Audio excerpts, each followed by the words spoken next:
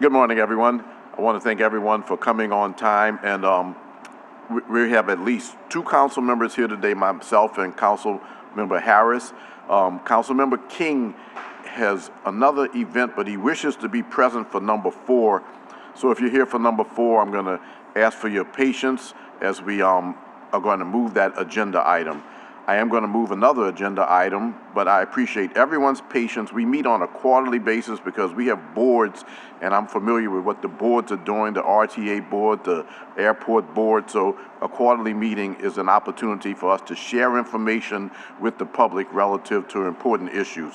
So I'm going to move, Councilmember Harris, if you don't mind, to item number 5. We don't have a quorum, an update on the Amtrak Mardi Gras service, which is a twice daily passenger train route connecting New Orleans and Mobile, from Todd Stennis, the Director of Amtrak Governmental Affairs, who is based here in New Orleans. Councilmember, while we wait for Mr. Stennis to come up, can we do roll call real quick for the record, please? Councilmember Green. Present. Councilmember Willard. Councilmember Harris. Councilmember King. Councilmember Hughes. We have 2 members. We don't have a quorum. Okay. And as I mentioned, Councilman King should be arriving at 11:15. At that time, we'll vote on the minutes and also other actions. Mr. Stennis. Oh, okay.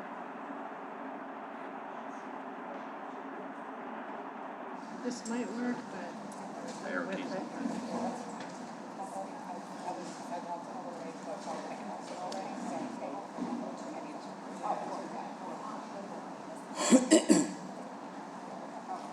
Okay, Mr. Stennis. Good morning, Councilman Green, members of the committee. It's a pleasure to be with you all this morning. For those of you that don't know me, my name is Todd Stennis. I'm Amtrak's Director of Government Affairs here in New Orleans, Louisiana. I cover a territory throughout the Southeast from Texas to North Carolina, and I have the pleasure of giving you a quick update on the Mardi Gras service. Councilman Green has asked me to come give everyone an update on where we are with Amtrak's latest service here in New Orleans, and I'm prepared to give that to you now. So let me give you a little background and something that's really important to us. This is what I like to start with. This is our emergency notification signs. These are signs at every railroad crossing throughout the country. When it comes to railroads and railroad crossings, this is more important than 911. If everybody in this room crosses a railroad track on a pretty regular basis, I would assume. And when you cross the railroad track, this sign is at every railroad crossing, whether it's on crossing signals or on the crossbucks, whatever the crossing protections may be for the crossing. The good news is for our route on the Mardi Gras service going on the City of New Orleans, all of the crossings have gates and lights on them. Some of the other routes out of the City of New Orleans, where the Sunset Limited and the City of New Orleans operate, and maybe even the Crescent. Actually, I think the Crescent's covered, but some of those crossings are not fully protected with gates and lights, so this is something always to look out for. You ever see a stalled vehicle on a railroad crossing or a situation around a railroad crossing, this number is more important, because when you dial this phone number, it goes immediately to a contact with that railroad, and then you give them that crossing identification number, and as long as it's within a reasonable amount of time, they can stop all rail traffic. So that's something a lot of people don't know about, and we like to make sure that the ENS signs are something that everybody should be aware of. Moving right along, Amtrak service has been in the City of New Orleans since 1971. Today, in the fiscal year 2025, we carried 34.5 million riders. We operate over 280 trains per day, and we've got 40 routes covering over a 21,000-mile network. We serve all of the lower 46 states. The only 2 that we do not serve are Wyoming and South Dakota. Just a quick background on Amtrak. Amtrak took over all of the private carrier service in 1971, with the exception of a couple of carriers that continue to operate service into the late 70s and early 1980s, but today Amtrak covers all of the United States intercity passenger rail service. So Amtrak is broken into 3 categories as far as our operating network. We have the Northeast Corridor that Amtrak owns the bulk of, and then we have our national network, which is made up of the long distance network, which consists of 15 routes, and then the short distance network, which is the state supported network, which we're going to get into a great deal here in just a few moments. This gives you a quick overview of what Amtrak's network looks like. The red up in the northeast is, of course, the Northeast Corridor. The gold routes are the long-distance routes, and the blue routes are the state-supported routes. And in many instances, the blue routes overlap the long-distance routes because we have sections of territory where there is both long-distance and state-supported service, such as in California, in the Midwest, in Virginia, and in the Pacific Northwest, even some areas in the Northeast as well. So specifically in Louisiana, we have 5 daily routes. We've got 9 trains a day in and out of the city of New Orleans, and starting in August of this past year, that increased to 9 from 5. And that is the most number of daily Amtrak trains that have come in and out of the city of New Orleans since Amtrak's inception in 1971, obviously with the Mardi Gras service being the newest. We have 216,000 passengers in the state of Louisiana in FY25, and of that 216,000, 188,000 of those are coming in and out of the city of New Orleans. That's a number just to hang your hat on here for just a minute. When we talk about Mardi Gras, you're going to see the changes there that we are looking at. We've got 262 employees here in the city of New Orleans. We have a large mechanical facility for not only turnaround service, but we do light overhauls as well here at the facility at New Orleans Union Passenger Terminal. On August 18th of 2025, we started the new Mardi Gras service. So let's talk about that. The Mardi Gras service is a twice daily Amtrak service supported by the states of Louisiana DOTD, the Mississippi DOT, and the city of Mobile that operates 2 round trips a day between New Orleans and Mobile with stops in Bay St. Louis, Gulfport, Biloxi, and Pascagoula, ending up in Mobile. We've got 2 trains in the morning, one originating in Mobile, one originating in New Orleans, and the same thing happens late in the day. So this is what the schedule looks like for those 2 daily round trips. We've got, again, service beginning in the morning on each end, and then service in the afternoon beginning on each end. The service has been a great success so far, and we're going to get into those details here next. So when we get into looking at the Mardi Gras service and what it actually does, not only does it service the local market between New Orleans and Mobile, but it also feeds into the long-distance network. Our City of New Orleans service operating from Chicago to New Orleans is a direct connection to the Mardi Gras service, so you can come in on Mardi Gras or City of New Orleans and transfer between those trains. You can transfer to the other trains, but it does require an overnight stay because the schedules don't quite line up. We offer coach and business class service. Each train set has approximately 137 seats on board. So we've got 2 coaches, and then we've got a split club cafe that has business class in it as well. Since we've launched the service, as of the end of March, we have carried 92,000 passengers. To put that in perspective, we projected in year 1 that it would be between 76,000 and 77,000. And so we're talking from August of last year, August 18th of 2025, to the end of March, we've carried 92,000. We have clearly surpassed that expectation for year 1, and those numbers continue to grow. So here's what it looks like as far as the breakdown of service between the 4 trains that are operating every day. Obviously, trains 23 and 26 have the bulk of the ridership, but that does not diminish what trains 24 and 25 are doing. 24 is the train that leaves New Orleans in the morning going to Mobile. 25 comes out of Mobile in the afternoon. So the morning train out of Mobile and the evening train out of New Orleans are carrying the most passengers. But again, that does not take away from the other service as well. Our average load factors are exceptionally high. When you look at the daily ridership, as I mentioned earlier, we've got 137 seats on each train set. We're averaging 412 people per day. That is a significant number there when you look at where we stand on our ridership. The peak load factors are ranging anywhere from just shy of 70% to 77%, depending on whether we're talking business class or we're talking coach. Biloxi, Mississippi is the busiest station after you look at the 2 endpoints of New Orleans and Mobile as well. So then we take a look at what's the customer satisfaction look like on this service. It is also very high. When we just look at a snapshot of what we're getting as far as the feedback from the customer index scores, they are very high, from everywhere from on-time performance to initial terminal delay to endpoint arrival. And that's also a compliment to the host railroads in Norfolk Southern and CSX for getting the train over the road in a timely manner and keeping the train on schedule. Doesn't mean that there's not days that things don't happen, but for the most part, we're having a very successful rate on the on-time performance. So when we look at where are people riding as far as what days of the week, traditionally we are seeing more Friday, Saturday, and Sunday as the higher load factors as opposed to Monday through Thursday. But again, when you look at Monday through Thursday, you're still tapping around 60% on the load factors, Saturday being the busiest days. The average coach fare is just shy of $30, and the average business class fare is just shy of $70. When we get into the specific ridership, New Orleans is obviously taking the cake on the highest ridership numbers when we look at ons and offs.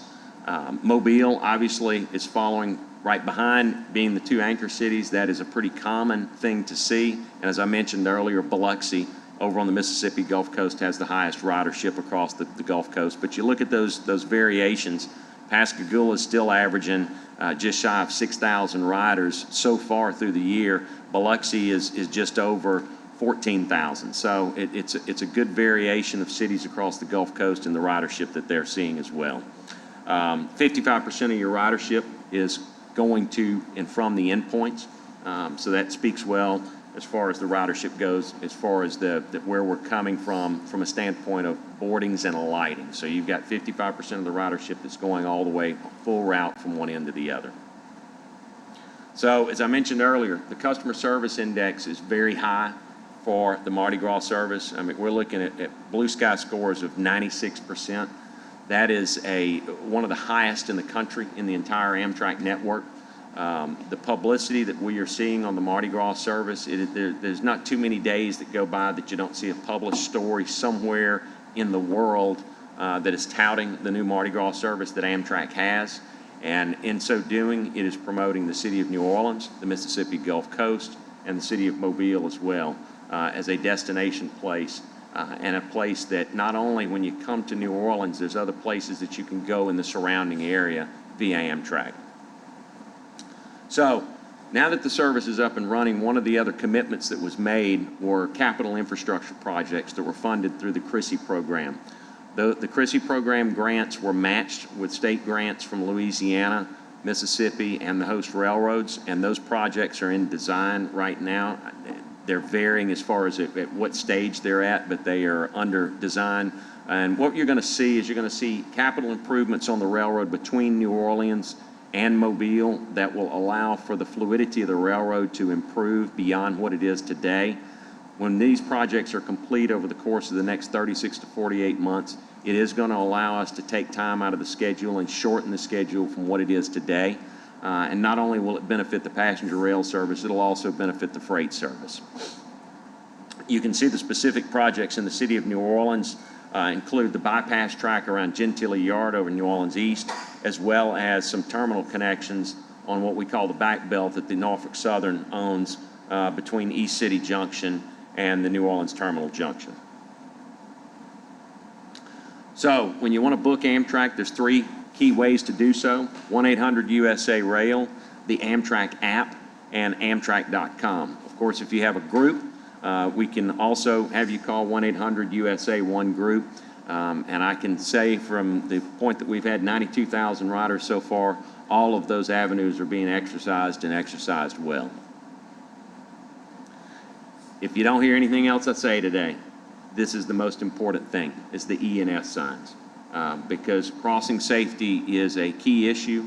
As we all know, there's been a couple of incidents on this route already.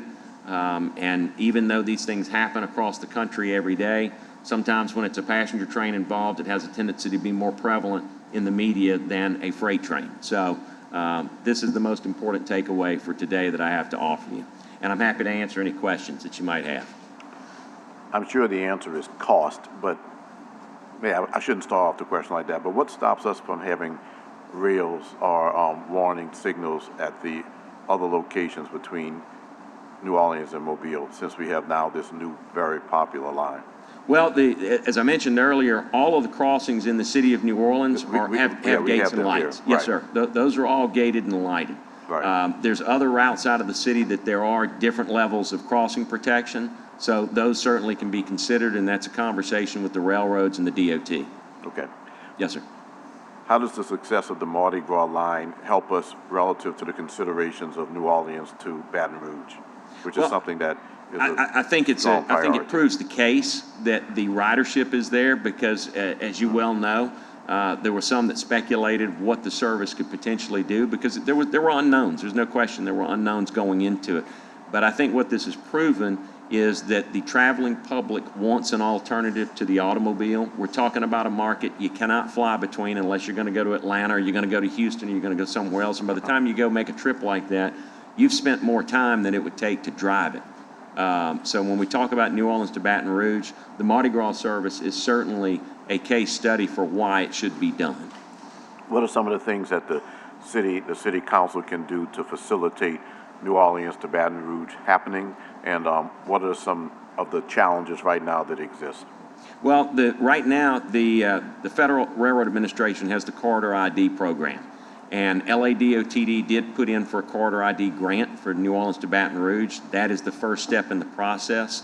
So once they are a little bit further down the road at LADOTD with that program, Amtrak can be more involved with it, but right now it's between LADOTD and the FRA. I think the most important thing is for not only the councils between New Orleans and Baton Rouge, but for the legislative delegation to remain involved with that as well.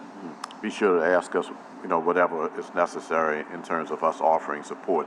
That line would be very important to support certainly the New Orleans airport, for example, and Yes. also just travel between the two would be environmentally sound and also would help to shore up the infrastructure. And I know the infrastructure is a problem right now. Can you talk about some of the infrastructure challenges?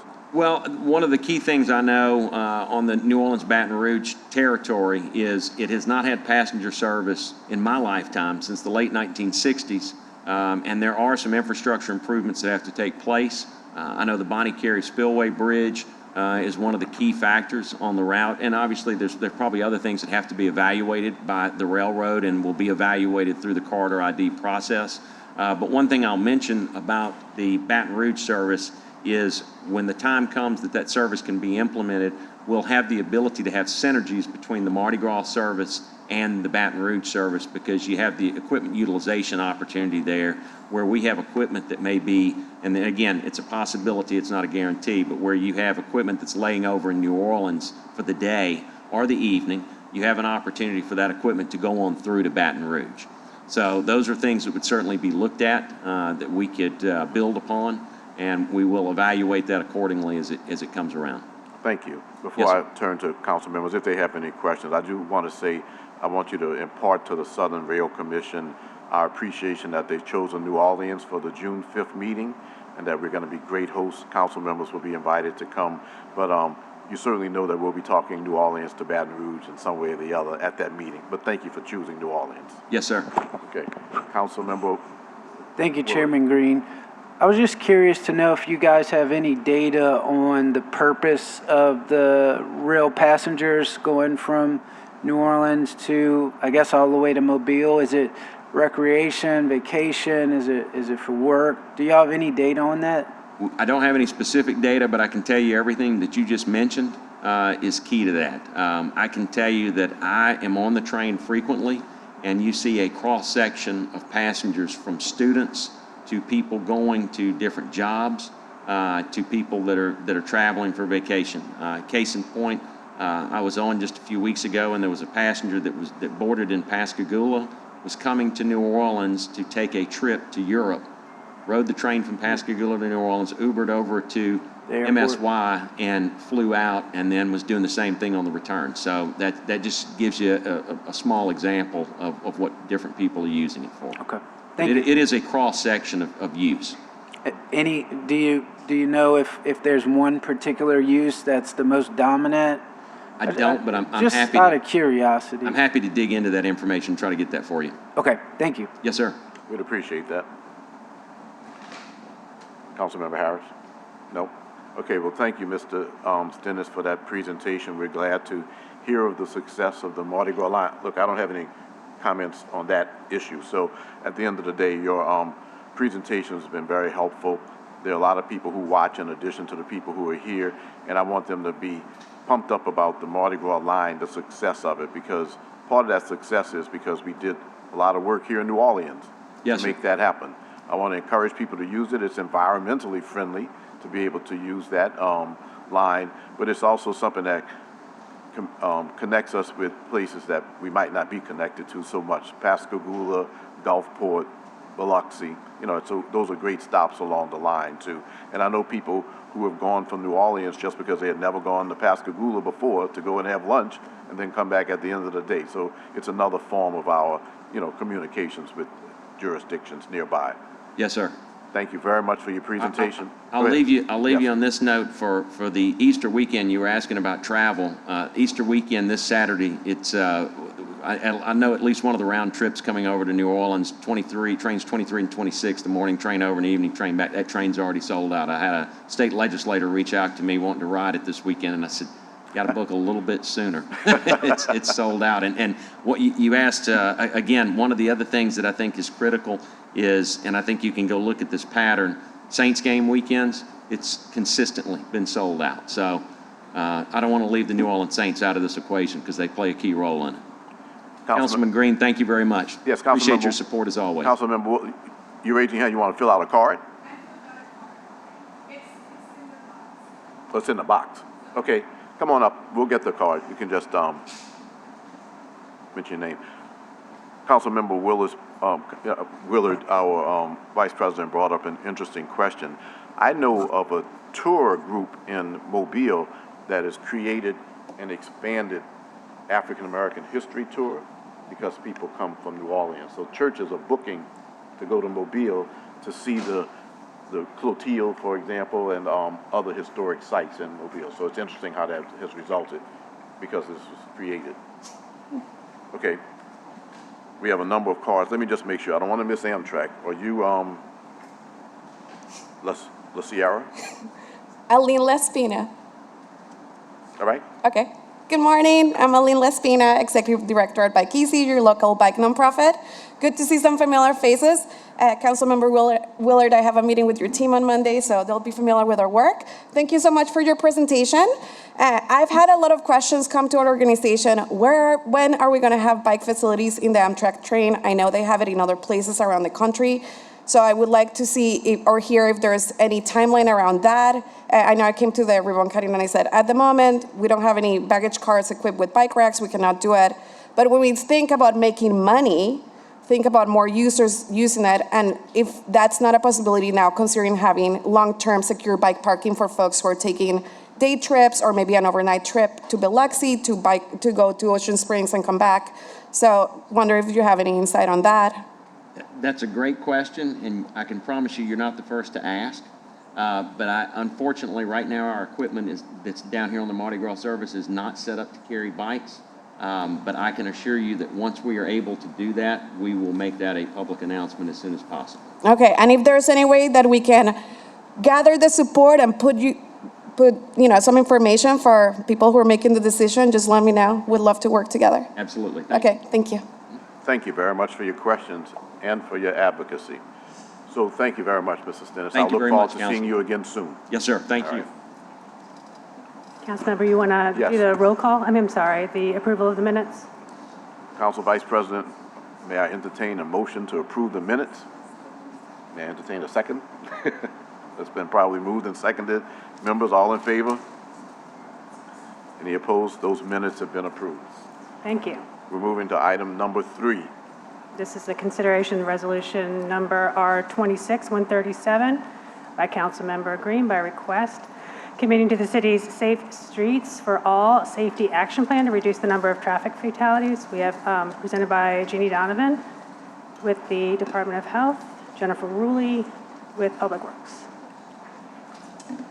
Members, let me make sure that you have this. Councilmember Harris, you have this? Okay. On the desktop. Oh, got it. Okay.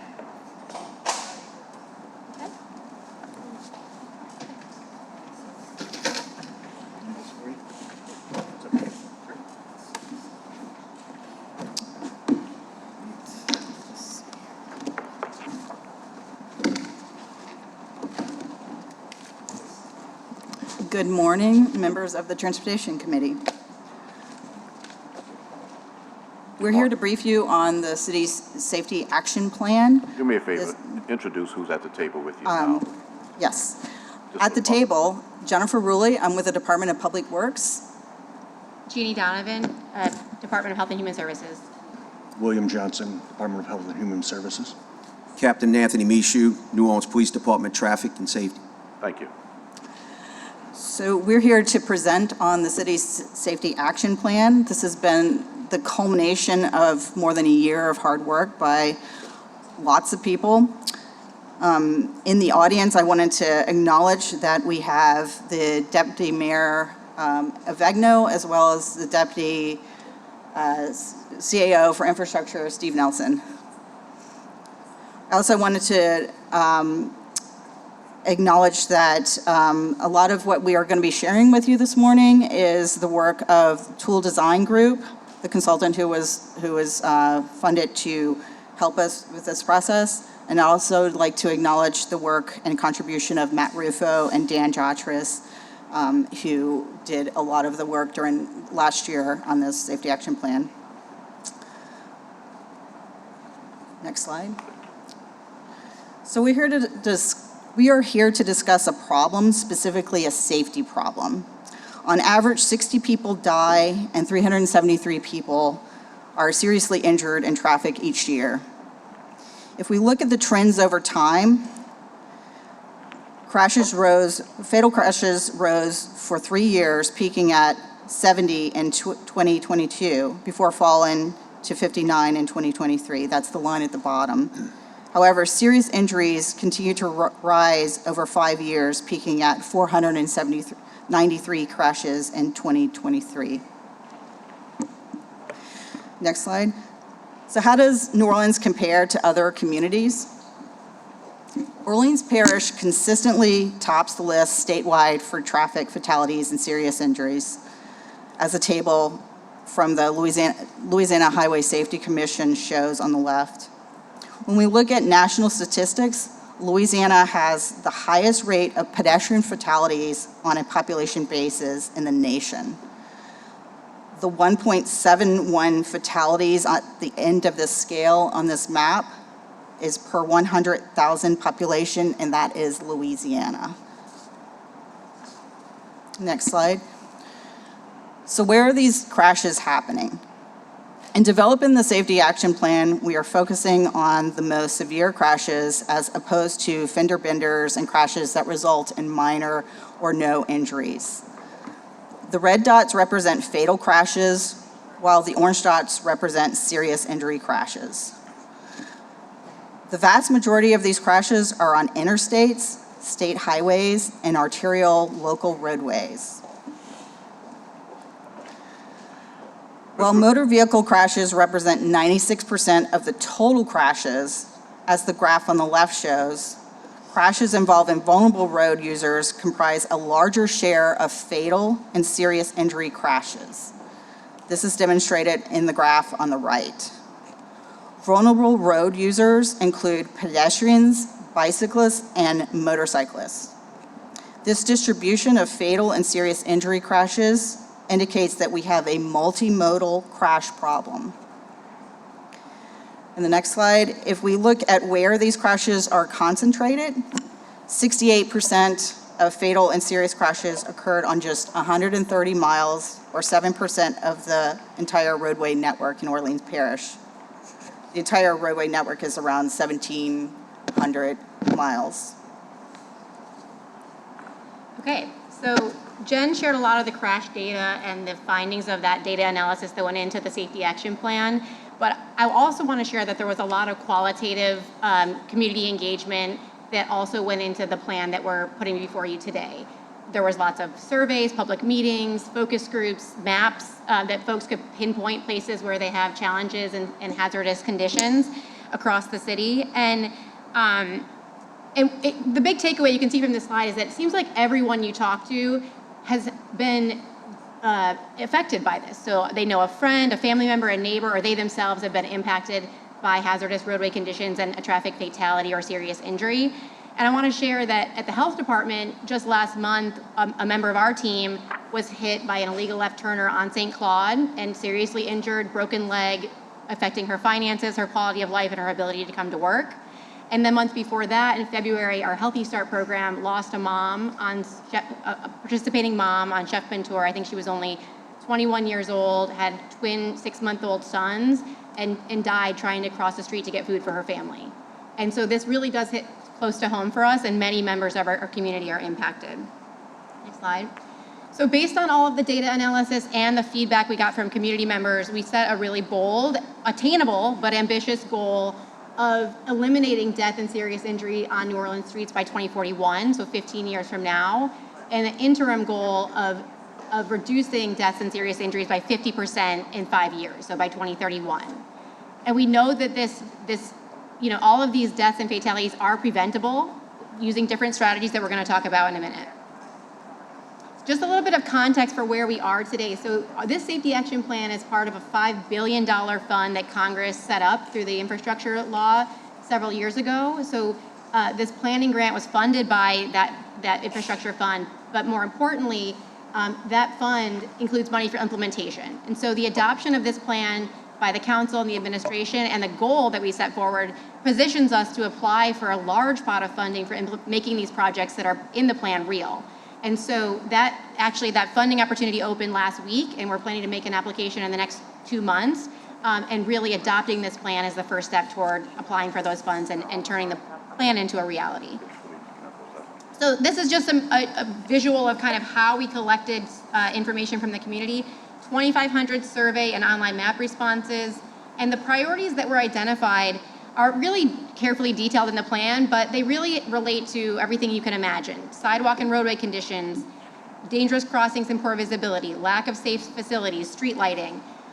In addition to infrastructure issues, our surveys found that it's actually behaviors too that we need to change. So it's not just the way the roadways are designed and infrastructure is built, but also risky driving, addressing risky driving, disregard for traffic laws, aggressive driving. So these are things that are a part of the way that New Orleanians are driving on the road that can be changed through communications campaigns, awareness campaigns, education, and just a lot of changing the way we think about the way we drive and the way that we respect others who are on the roadway.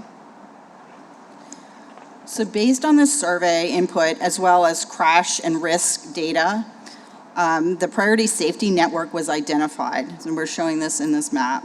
The Priority Safety Network is where we can focus on investments on roadway safety, including infrastructure, education, and enforcement strategies to maximize safety. This network includes 12 problem intersections, which are represented by the red dots, and of course the red lines are corridors that we want to focus on. Please note that the controlled access routes like the Interstate I-10 and I-610 are not included in our Priority Safety Network due to the lack of connectivity with local streets. And the local streets are under city control, but the interstate is under the state's control, so that is more of the responsibility of DOTD. Still a priority, but less in the control of the city. On the next slide, we show that the Safety Action Plan provides a high-level infrastructure improvement recommendations for the priority corridors and intersections along with estimated cost. The total price tag is $171.1 million for 66 miles of roadways in the priority network. This includes $92.3 million needed for safety improvements on 42 miles of state highways, and $69.5 million for improvements on 24 miles of local streets. These cost estimates do not include the cost of safety awareness campaigns and increased enforcement. These are just infrastructure costs that I'm sharing with you here. So let's be clear, we're under no illusion that that eliminating traffic deaths is going to be easy. It will require the right mix of strategies, as Jeannie mentioned, engineering, education, and enforcement. These are typically referred to as the 3 E's of the safety stool. In the next few slides, we'll share some of the major recommendations from the Safety Action Plan for improving safety on the roadways. This starts with safe street design for improved visibility. Examples include sufficient roadway and sidewalk lighting, adding curb extensions and other cordon parking restrictions at corners, and then installing high visibility crosswalks where appropriate and improving bus stops. We also need to focus on reducing conflicts. This includes signalization improvements. You should know that less than 20% of our signalized intersections have pedestrian indicators, so we're working on that. Protected intersections, this means separating people walking from vehicular movements at intersections, restricting turns, such as no turn on red policies, and then improving our overall design policies within Public Works. We also need to focus on designing streets that encourage safe speeds. A pedestrian's likelihood of surviving a crash or sustaining a serious injury with a moving vehicle traveling at 40 miles per hour is 73% compared to 13% for a vehicle moving at 20 miles per hour. Reducing speeding will require introducing traffic calming, such as speed humps, speed cushions, and reducing speed limits, especially on major streets. Finally, managing speeds will require strategic enforcement. Yeah. So this just details some of the recommendations of the Safety Action Plan that relate to that culture of safety that we need to build in the city. And so, like I mentioned, community safety awareness campaigns, safety-focused trainings and events, and using demonstration projects to test out different interventions and socialize those with the public. So temporary crosswalks, different interventions that we can test through low dollar interventions that really gain feedback quickly from the public on these longer term changes. And the last part of the plan is really just to measure and be transparent about how we're doing. So we really need to continue to track how we're doing with implementing safety measures and infrastructure, and then how we're doing in terms of our fatal and serious injuries by mode over the period of the goal. And so just to wrap up, our next steps are ideally adopting a resolution by the City Council, adopting the plan and the goal we put forward today. We're working on an executive order with the mayor's office to similarly adopt the plan, and then to move forward with our application for funding for implementation by May. We have Councilmember Harris and Councilmember Willard who wish to comment. I just want to ask you one question. Can you summarize for the public the resolution, and by passage of the resolution, what it asked for? Yeah, so the resolution just says that the safety action plan that we're putting forward today is the official plan of the city, as well as it also includes the goal to eliminate fatalities and serious injuries on our roadways in the next 15 years. Okay, just so the public can know. And this safety action plan is a product of the Department of Public Works and the Department of Health. Just want the public to know. Councilmember Harris. Thank you for this. I'll start with, your slides aren't numbered, but the Priority Safety Network, which has all the red lines on it. Tchoupitoulas is not on this Priority Safety Network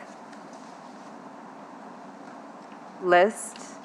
And my question is why, when we know that there have been fatalities, as you point out in your previous slide, and you were just on a site visit with Matthew from my office at a location where someone was hit by a car. We know that Tchoupitoulas has no real traffic lights or traffic calming measures on it, despite the fact that it is currently blowing up, really, as far as new businesses, new popular businesses. What are we doing about making sure that Tchoupitoulas is safe for people to cross? Thank you for that question, Councilmember Harris. So the Priority Safety Network developed a scoring system to determine how we would identify that network. And it was based on the frequency of severe and fatal crashes, as well as risky driving, the community priorities, and so forth. So the Priority Safety Network is going to be where we have the most serious issues, safety issues to address. However, it is not the only safety interventions that we would be working on throughout, in the future. In fact, There are different corridors in here which will receive traffic calming improvements that are not on the safety, the priority safety network. So this is just a way for us to focus our effort on the most serious corridors that had been identified through this process, but certainly we intend to address corridors like Tchoupitoulas, as you mentioned, because we're not going to ignore safety issues. We will find a way to address those. So this is not, we're not limited to actions only on the safety network. This is just where we will be prioritizing a very coordinated response to drive down the crashes. If we can be successful on this priority safety network, then we will have a chance of achieving our goal. But it's certainly, we do have plans to improve, the pedestrian safety on the Tchoupitoulas corridor, and I'm waiting on some contracts to come together right now so that I can follow up with your office on that. But it's a matter of a couple of months before, you will see those changes. The other area in District B is downtown, and Buddy, you know this, there's a lot of still motorcycles, cars doing burnouts, et cetera. What's NOPD doing to ensure the safety of folks downtown when we hear all of this craziness that happens? Yes, ma'am. So let me get into a few. I know you have numbers that project all the way to 2023, but the most updated numbers we have from 24 to 26, we're seeing a very good decrease. Not the decrease I would like. One death is too many, right? So our objective is to be proactive.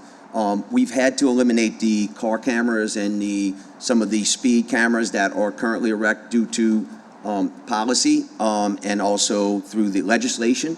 We'd like to get those back. If you don't mind, I'll give you some numbers for current so that you have some current, and I'll give you some abatement things we're trying to do to be proactive on that at the direction of the superintendent. So total crashes for 2024 with injury are 4,835. Property damage crashes alone, just by itself, were 12,299.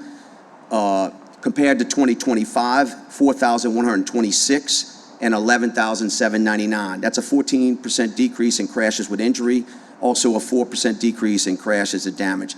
We also want to make sure that we are on page in that enforcement, that data-driven approach that we're using to these crashes. We're out there in full force doing our enforcement with whether it's DWI saturation patrols, DWI patrols, as well as saturation patrols as it becomes directed enforcement during the daytime hours. So as you can see, we're doing a little bit better. Our photo enforcement, we had in 2024, 315,458 citations compared to 2025, whereas 1,753.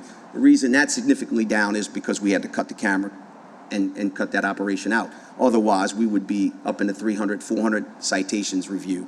So here for fatalities, we were at 62 fatalities, crashes with 64 deaths compared to 2025, where we seen a big enforcement tick where we went down to 53 with 56. However, continually, we're seeing the pedestrian-related fatalities, which we had 24 pedestrian fatalities in 25 compared to 30 in 2024. Far too many. We're seeing a lot of that with pedestrians trying to cross highways, and speed seems to be a factor, as well as distracted driving. What we have done since my coming back there has also done public service announcements, trying to push out the message through our social media platform about the intricacies of driving while distracted. We've seen that come down a little bit, but it's not down far enough. So as of now, we were 40% down in fatalities year to date compared to 25. We had one this morning, unfortunately, we're dealing with crossing Chef Highway. I'm currently dealing with that. It was a hit and run. We're doing our due diligence to make sure we retrieve that vehicle and the occupant that's responsible for that. But distracted driving seems to be a part of what we're dealing with now, and we're trying to constantly put this message out.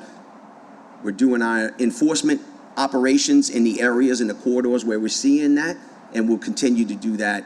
We also receive emails from your constituents, and it's important that we not only go out there and they see us doing our job, but we're also reporting back as to what our findings are. So to that measure, we're sending directed enforcement teams out there to combat that, mornings and evenings, depending on the time of day. So it's important that our citizens we keep on giving them feedback on what we did. Just last week, we wrote over 2,000 citations. So we're constantly doing proactive work to try to curtail bad driving habits.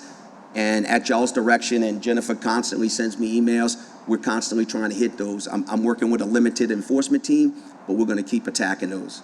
Yeah, I mean, look, everybody knows about the sort of 3-second rule that if you see a light turn green, you wait 3 seconds before you proceed through the intersection because you know someone's going to blow through a red light. And that's problematic. I think the state shutting off our cameras has really hindered safety for our folks, and we're seeing that in the numbers that you're reporting with pedestrian safety. I would assume that a lot of this is a pedestrian tried to cross the street and had the right of way, but you know, the cars are distracted or they're just speeding and going through crosswalks. So, you know, anything that we can do to help mitigate that, I think this council is for.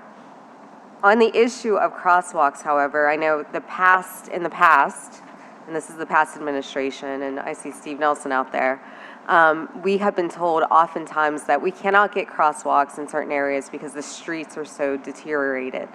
Are there any other safety measures that we can put into place while we're waiting for these roadwork repairs to happen?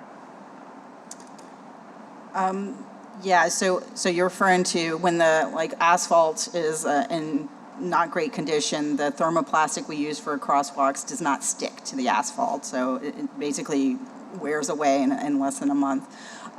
You know, in every case, we can look at, you know, is there a signage, additional signage that can be used? Is there some sort of, you know, striping, you know, elsewhere in the corridor that might assist with this issue? Certainly, we want to make sure that everything is, you know, we're not just throwing money at something that's going to, you know, wear away within weeks. So, yeah, we always look for other solutions. And I have a really good team that works with me. And, you know, sometimes people ask for stop signs, and that's something that requires more analysis, that sort of thing, than just a warning sign or that sort of thing. So I guess we have to explain that to the public time and time again. So yes, we're always looking for those kind of solutions. If you have a specific request for a certain type of sign, that sort of thing, we can have that discussion. Okay, great, and thank you. I know people around Truro are very excited about the striping that happened because there were several accidents along Britannia by Truro, and now it's striped properly, and people are very grateful for that. Yeah, we're very excited to work on improving that corridor. Yeah. A couple more questions. Do you all have a traffic study engineer in-house currently? So we do not have a chief traffic engineer, if that's what you're referring to. Yes. The chief traffic engineer is written into the city charter as responsible for decisions about traffic controls on our local streets. I think it's been about 3 years that we have not been without a position, and we are trying to fill that position. Steve can maybe speak to the current situation.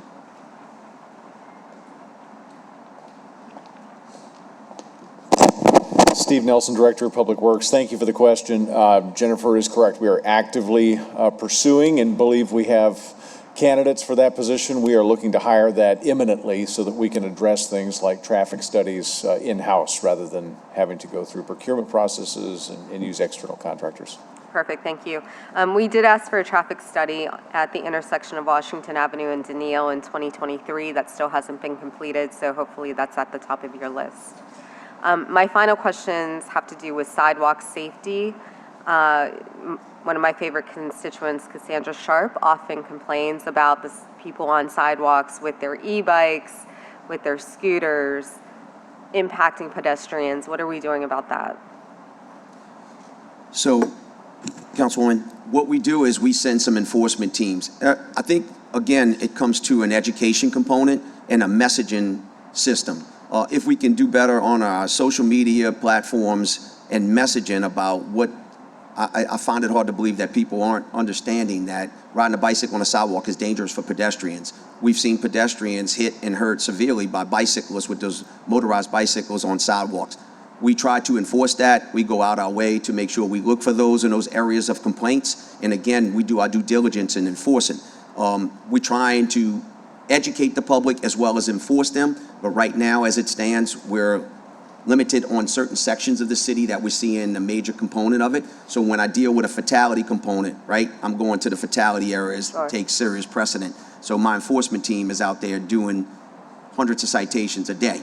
I'm trying to move them in areas that are impacted through y'all's emails and importance. So we're going to continuously follow up on those areas. I appreciate it. I think maybe some signage saying no bikes, no scooters on sidewalks might be helpful too, and that seems to be a fairly inexpensive way to educate people.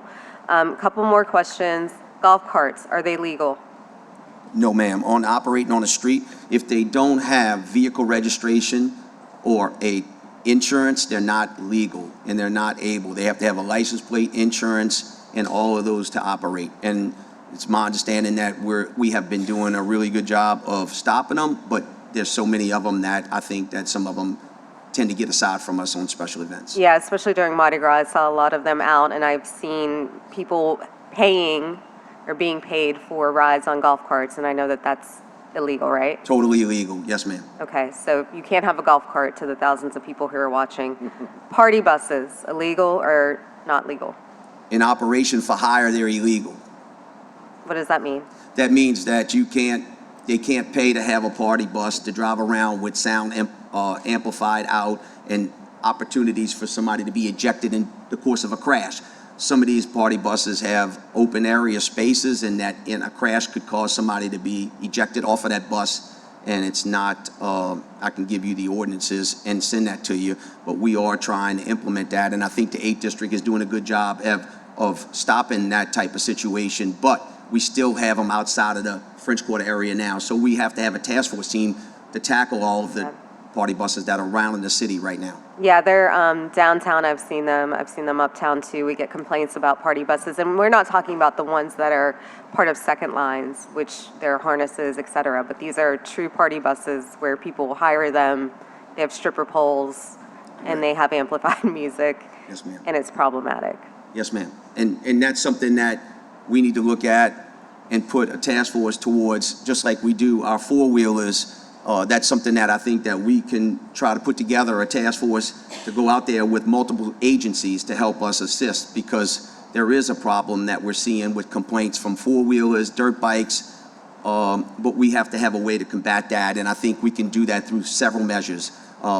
We can do that through surveillance, and when they stop, not to avoid a chase, when they stop or they go to a gas station, maybe surround it and make sure that we confiscate that. As you saw during last Mardi Gras, the state police did a great operation, and they were able to assist us with those problems under the Claiborne Bridge, and you saw a big impact on that situation during Mardi Gras that helped us through the season. Okay, thank you. Thank you for those questions, Councilmember Harris. Councilmember Willard Lewis. Come sorry. Say that again. I know. I've done that before. Thank you. too. Councilmember Willard, thank you. Captain Misha, just to piggyback off of some of what Councilmember Harris was talking about. So the e-bikes and scooters, they're not allowed on sidewalks? Correct. A bicycle is supposed to work in a bicycle lane. We spent What a lot. about, what if they don't have a bicycle lane? That's where I wanted to get.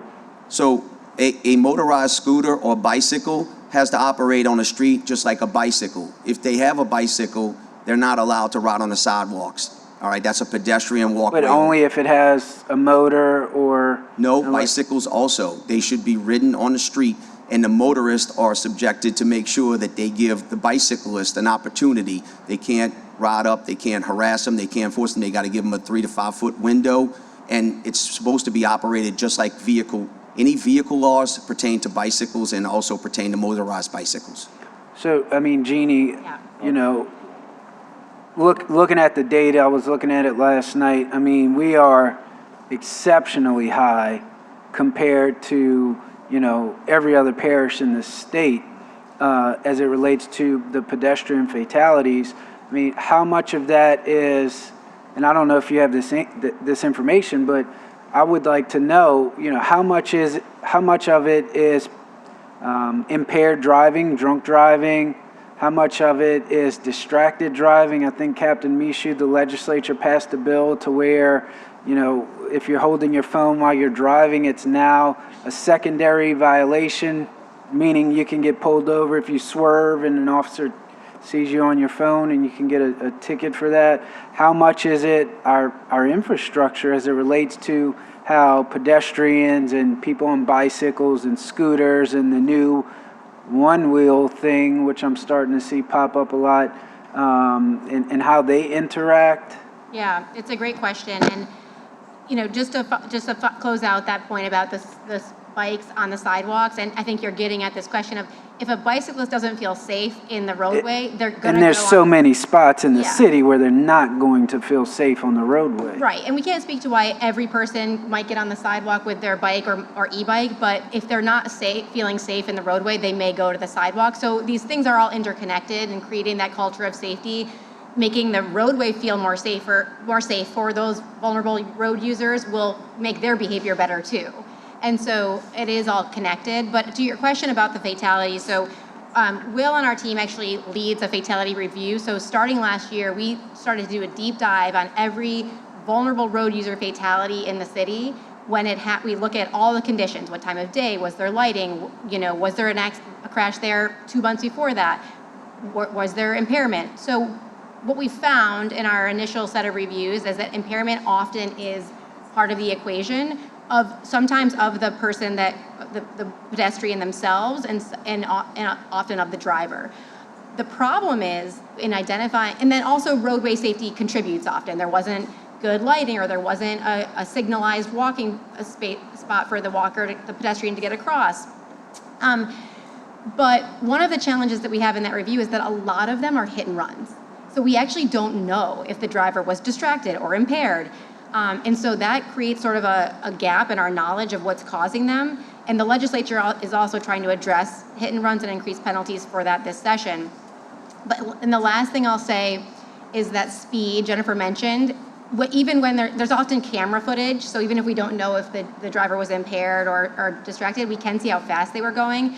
And speed, especially on those chef fatalities and other highways, the speed is often a huge factor. And so that's where the enforcement piece comes in, and other interventions to slow people down. Okay. Have y'all given any thought to kind of the traffic circles? I was in Seattle earlier this year, and like long stretches of road are broken up by traffic circles, so you can't keep going straight. You have to do a little curve. Yes. We have some older traffic circles in the city, out at the lakefront, that sort of thing, but you're talking about something that is more of a modern roundabout, Yes, and it's a really roundabout. designed for I'm slowing sorry. vehicles and managing conflicts. We do have some recommendations in our speed management program for how those would be applied to our street network. So it's all about finding the right candidates, but we intend that you will see that sort of modern approach to roundabouts for speed management on our local streets. Okay. 68% of the fatalities happen on a stretch of 130 miles in the city, 7% of the miles in the city. Are there commonalities with this 7%? Like, are there contributing factors that all of these roads that make up this 7% share? Is it poor lighting? I mean, one of my big frustrations as I drive throughout the city, and I know a lot of this stuff, you know, funding could be the obstacle, but just the striping. I mean, late at night, sometimes streets are not lit up that well. You don't know where your lane starts and the other one ends. I mean, are there commonalities on this 7%? Yeah, so the safety action plan, that's what we wanted, that's why we started this process. What are the Okay. commonalities? What are the common denominators? Where can we focus our attention? So if you think about the busier, wider streets with multiple lanes, those are the streets where we're seeing these problems, okay? Also, you know, on, you know, streets where you have, you have lots of conflicts, like intersections, that sort of thing. We see these kind of issues. And then I would say, you know, wherever you have speed, you know, and so like those streets that are really built for high congestion times of the day, peak morning traffic, peak evening traffic. At night, they serve as speedways. Yep. So people are going super fast, and when you mix a pedestrian in with that formula, it's a recipe for disaster. And we also have, we're also looking at the land use role, like where you have land uses where, say, you have a convenience store, you have a store where someone's going. We see a lot of fatalities happening around where you have destinations that are people going to late in the evening, early in the morning. So we're trying to untangle those and really focus in, okay, can we increase enforcement in these areas, or can we increase lighting, or can we modify the roadway geometry? So that's part of this process. And the Priority Safety Network, we hope to come up with some demonstration projects where we can say this worked, and then we can apply it in other locations. Okay. Some of the things that I think in discussions and with my people and the enforcement part of it, she did bring up a good point. During peak traffic times, it's hard to speed. Cars will get in and out of lanes. However, that doesn't mean a crash can't occur, right? There's distracted driving. People are busy trying to get where they got, and other people aren't paying attention. Some of the things I thought of, but it's definitely going to have to be a communication between our state, DOTD, is that those times, the speed limits, where she says the speed, nighttime would be a different speed. So there's that on the interstates. Why can't we do that on some of our there's still highways, state highways, but maybe we can do something about slowing the speeds down and then actively enforcing that after hours. So I was thinking that there's a day speed and then there's an evening night speed. I think this administration's doing a great job of isolating and designating light projects that may help us too to reduce it going forward. And I think plays an important role on the fatalities that I've been out. I know it's dark out there. So an individual wearing dark clothing with an individual going 40 miles an hour is still a hazard for us. So educating the public to cross at intersections and not in the middle of the block became an issue for us. We're trying to educate that. Please cross at crosswalks, but some of them don't want to walk a block down, and I understand that too. And as she said, pedestrians play a role in also an impairment factor as well as distracted. They're on their phones just like a driver is, and I think that's a hazard. So the lighting projects that we're doing with this administration and the active enforcement that I'm putting forth over the last 12 months I think have paid dividends, but we're nowhere near where we want to be, and I think that's something that all of these ideas are great to bring up, but we also have to bring our DOTD partners in, because as you know, DOTD is not out there enforcing it with this LSP. We're out there doing our enforcement, and it is a state highway, so there's regulations that we have to juggle off of them in order to put forth these measures. I was going to bring up jaywalking, Captain Michoud, and really the issue there is, I mean, we do have certain thoroughfares in New Orleans where people during certain times of the day are going beyond double the speed limit. And so someone may be trying to cross the street right there thinking they have an abundance of time, and then all of a sudden a car's right up on them. It goes back to the kind of culture of compliance that I've been talking about, and unfortunately it has real world safety implications. So I look forward to working with you guys and putting this Safe Streets plan into action. It's desperately needed in the city of New Orleans, especially on something like this. I think it was you, Jeannie, who said, these are preventable deaths. And I totally agree with that. Thank you. I just wanted to add, Captain Michoud highlighted DOTD and really working with DOTD, the state, on their state highways. This is part of the 22 years I've been doing this in New Orleans, working on safety problems. I've been trying to work with DOTD, and DOTD has come a long way. I think they're going to be presenting on St. Claude. So I want to say that will continue, and we will continue to have very good coordination. I think I've written about $4 million worth of grants to apply on safety problems on the state network. So we will continue to be cooperative like that, and we hope to come back to you in another year and have another good report and show that these numbers are continuing to decline through this coordinated approach. Yeah, and look, anything that myself and I'm sure Councilmember Hughes can do as it relates to DOTD, we're happy to help. We have relationships there as former legislators. Last question I wanted to ask you, Captain Michoud. So the legislature passed the law. You can't use the red light cameras, the speed cameras. How is that impacting, from your like boots on the ground experience, how is that impacting, accidents and fatalities? Because when we were up there voting on that measure, it was kind of a tough spot to be in because, a lot of people in New Orleans thought that these mechanisms kind of just preyed on people, but at the same time, it was really the only mechanism we had to make sure that people weren't driving 70 miles an hour on Elysian Fields Avenue. Now there's no red light, there's no speeding ticket that they'll receive.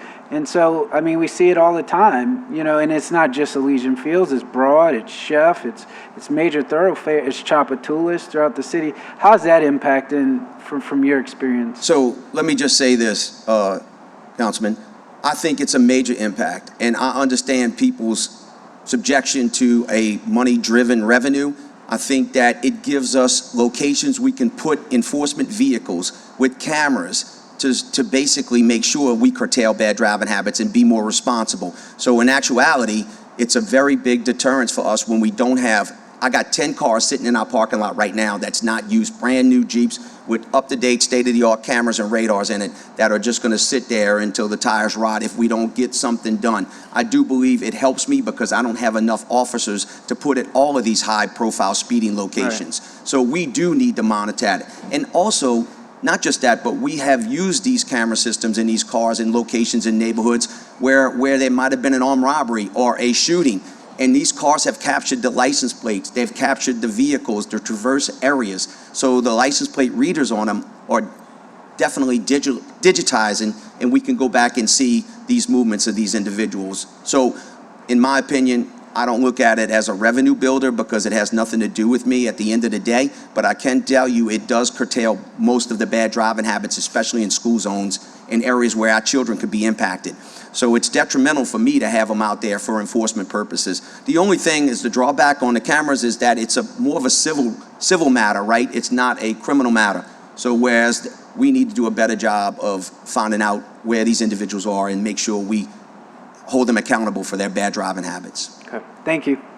Thank you, Councilmember Willard, and I will tell you that it's a challenge, and I'm not trying to give clues to these guys who are on Sundays and Saturdays just going crazy, but without having an officer out there with a wand or without having a vehicle that can track the speeding, I'll just say it, you've seen it on Elysian Fields. Just this week, or within the last 2 weeks, 2 traffic lights were taken out.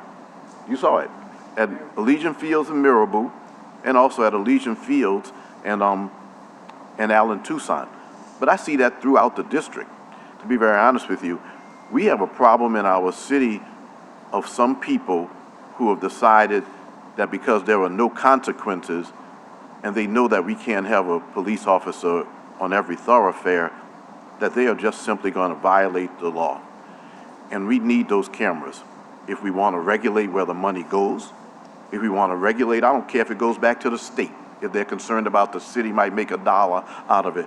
But there's no way for us to stop the speeding on Franklin, Press, Elysian Fields, St. Bernard, Paris, Gentilly Boulevard. I can give you all of the places in the district where it's just out of control, especially on Sunday, and it shows in the fatalities. I'm just asking you and I appreciate the fact that we have good communications with DOTD. So I want to let folks know, Mr. Ball and the others, that I appreciate it. But I know that you are overwhelmed too, whether it be because of the dirt and trash and the illegal dumping under interstates, and whether it be because of this speeding. But we're here today to talk about traffic safety, and we can't talk about traffic safety if we don't have a larger police presence, or if we can't use electronic means to stop this trafficking. I'm tired of the speeding that's on Gentilly Boulevard between Franklin and Elysian Fields, and you all are aware of it, but when we have an officer there, then the traffic goes to Elysian Fields. These guys know what they're doing. Yes, sir. They know what they're doing. You know that they know what they're doing. The only way that they're going to be curtailed is with a very heavy law enforcement presence, and that's got to include cameras too. Now, we actually have the ability to do the legislature, unless I'm wrong, and I could be wrong and correct me, the legislature did not outlaw red light cameras, right? The fixed object red light cameras are operational Right. at this point, but nothing to deter the speed. And let me first tell you this. I have a great working relationship with Scott Ball. He's been great. His people have been great, and they're Johnny on the spot Yes. whenever we call him for Yes. special events or whatever. There is a great communication with us, the city, and the state. But I don't want to forget the fact that we do need their help when it comes to state highways and having a partnership and legislation drawn up to make sure that we could do certain things that we're trying to implement. And by any means, I know that y'all have my number to call me on any areas where impacted that I can rightfully send right away to coordinate, and I've been doing that, and I'm hoping that the community has been talking back.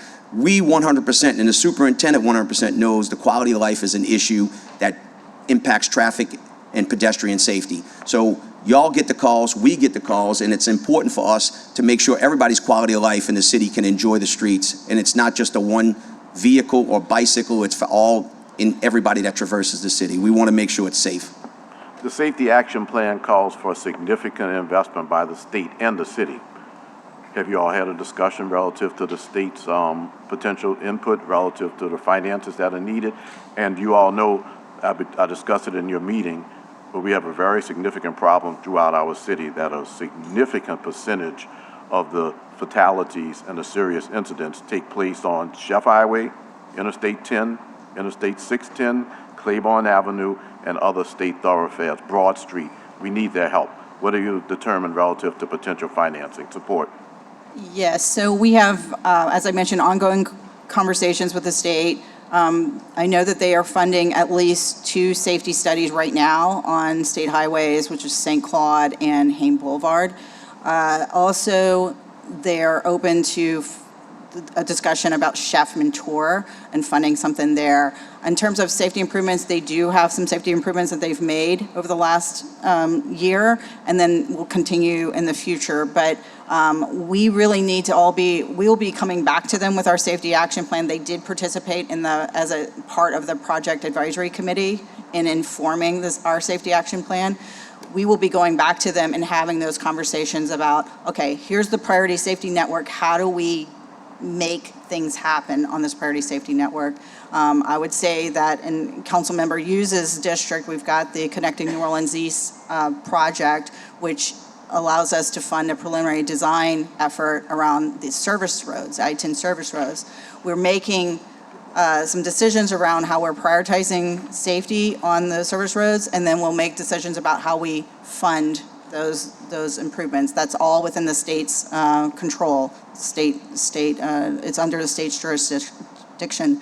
So yes, those conversations have to be made, and we have to have honest conversations about, look, if we're not addressing the problem, then we're just sort of, continuing the problem into the next generation. They're going to have to deal with it. So let's figure out, we've got an action plan. How can we make changes today? I do like to, when there's an opportunity to talk about the positive in terms of relations with the state. So I want to make it clear that the Lafitte Greenway work that was done, the signage, the lighting, and the striping was done in cooperation with the state of Louisiana. And it worked. There are fewer accidents there, and pedestrians can cross Broad Street at Lafitte, at St. Louis Street with fewer problems. The reason that I continually push the same issue is because we have to be partners. In my district, half of the thoroughfares, including parts of Elysian Fields, are under the jurisdiction of the state of Louisiana. We just need more support. The bottom line is that we can't do it ourselves, even financially, but we can't do it ourselves because of jurisdictional issues. So let's just continue to work to do what we can, and assuming that this safety action plan is adopted, that we work closely with the state and you let the council know what we can do to facilitate the investments that are necessary to make those thoroughfares safer. Will do. Okay. We have Councilmember Hughes. Thank you, Mr. Chairman, and good morning, everyone. Let me thank you all for your collective work, and I appreciate you highlighting the safety study that's currently taking place on Hain. Taking a little too long for me. I've expressed that to DOTD. We've been pushing them. This is something that my office helped initiate, but we need to collectively push to the state to have a little bit more urgency. And let me just say on the record, Chef is just no longer an option.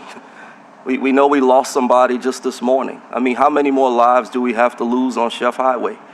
There is a gross sense of urgency, and far too many of these are hit and runs. And so Chef has got to be just a top priority to ensure that we do not lose any more lives.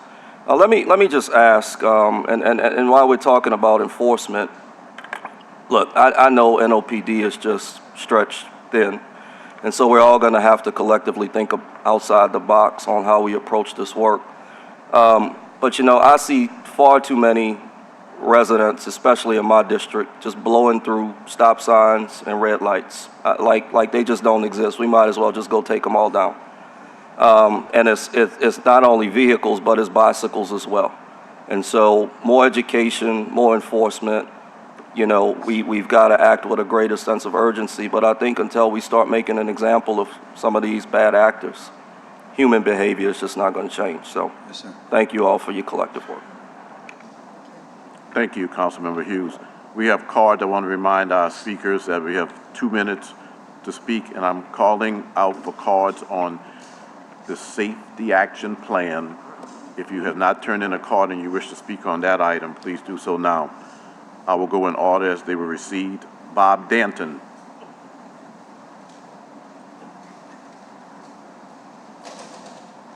Thank you, Mr. Danton, for being here. 2 minutes. Thank you all. Good morning, everyone. I'm Bob Danton. I'm here with 3 hats on, as a citizen, as the policy manager of Ride New Orleans, and also as a member of both the Complete Streets Coalition and the Complete Streets Working Group. I want to thank everyone who's put so much energy into this plan, and I'm here to ask you, council members today, not just to adopt this plan, but to be champions for it. There's been a lot of work put into this to understand not just that we have a problem, but exactly where that problem is and what we can do to fix it. And it's a real opportunity here going forward. And you all are going to play a really crucial role in making sure that this is not another plan that gets signed and sits on a table, but that it has actually turned into a better future for the people of New Orleans. We all need to work together, everyone in this room and everyone who's watching at home, to make this happen. The next step is implementation, and there's a big opportunity here. We need to go for the implementation grant. There's up to $25 million of federal funds that we can get to make some of this a reality. And we also need to ensure that when we're doing routine maintenance, when we're working on our streets, when we're working on the bond projects that the people of New Orleans have passed the bond funding for, that we're thinking about this plan, that we're thinking about the Complete Streets Ordinance, and that every time that we go out to fix a pothole, we're thinking not just about that pothole, but about the future, about the safety of the people that use our streets. So I'm here to thank everyone again and urge you again, not just to adopt this plan, but really to be champions for it. All the people of New Orleans deserve to be safe on our city streets. Thank you all. Thank you, Mr. Danton, for being here this morning. Ms. Ospina?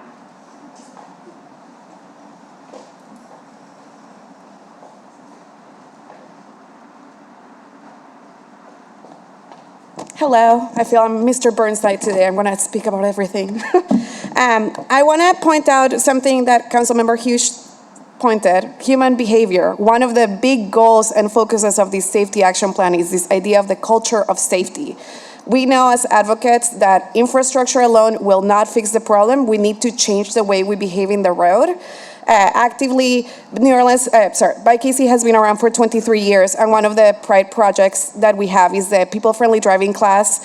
One big thing we did was we actually got the RTA to pay us to do an orientation video with RTA operators, with RTA buses in the city of New Orleans, and it's all about showing how we can share the road with people biking and people walking. So we tried to do a lot of this education, and we know it's a big beast to tackle, but it's going to be a big part of that. So we're here as an organization supporting this resolution to be adopted. As Bob said, be champions about it. And I also wanted to point out that the municipal code does state that no person 15 or more years of age shall ride a bicycle upon any sidewalk in the city, nor will bicycles be allowed on sidewalks in the business district. So when we teach Bike safety, we remind folks, you have the same rights, but you also have the same responsibilities. So riding in the sidewalk is illegal. So happy to dive into more of this stuff, but we support these. And yeah, I have a lot of things to say, but I'll keep it at that. Thank you. Thank you very much. Thank you for your comments and your advocacy. Nellie Katzen.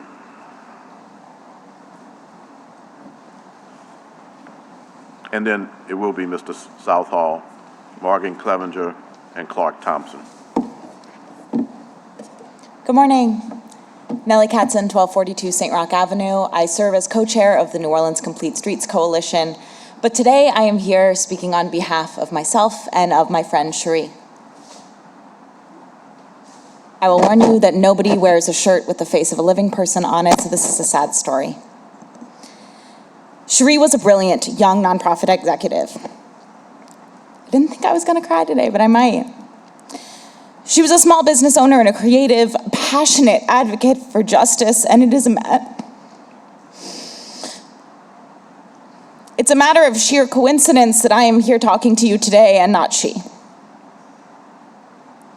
We were riding bikes from an Endymion party to another parade downtown 7 years ago when Tashanti Tony drove a car 80 miles an hour into the bike lane that existed on Esplanade Avenue at the time, as it does today, injuring 12 people, killing 2, and scarring many of us, including folks who just happened to be standing nearby or dining at the restaurants nearby, for life. Over 100 people have died walking and biking in New Orleans since, and we are all data points. All 12 people that I just mentioned, including myself, are one dot on the map that you saw today. One data point. Behind each of those people and the hundreds that have died since, each a story, a legacy, a family, and a community behind the data points in the plan that you have today. My colleagues can talk about the data, can talk about the importance of showing up for this, but I decided to come here today to bring the human element, because each of these people could be on the streets making New Orleans better today. It is our responsibility in the room, especially those with the power to implement this plan and to champion this plan, to make sure that we reach this goal of cutting the fatalities in half and by stopping them altogether. These are Thank you, Ms. Katzen. And you remind us, yes.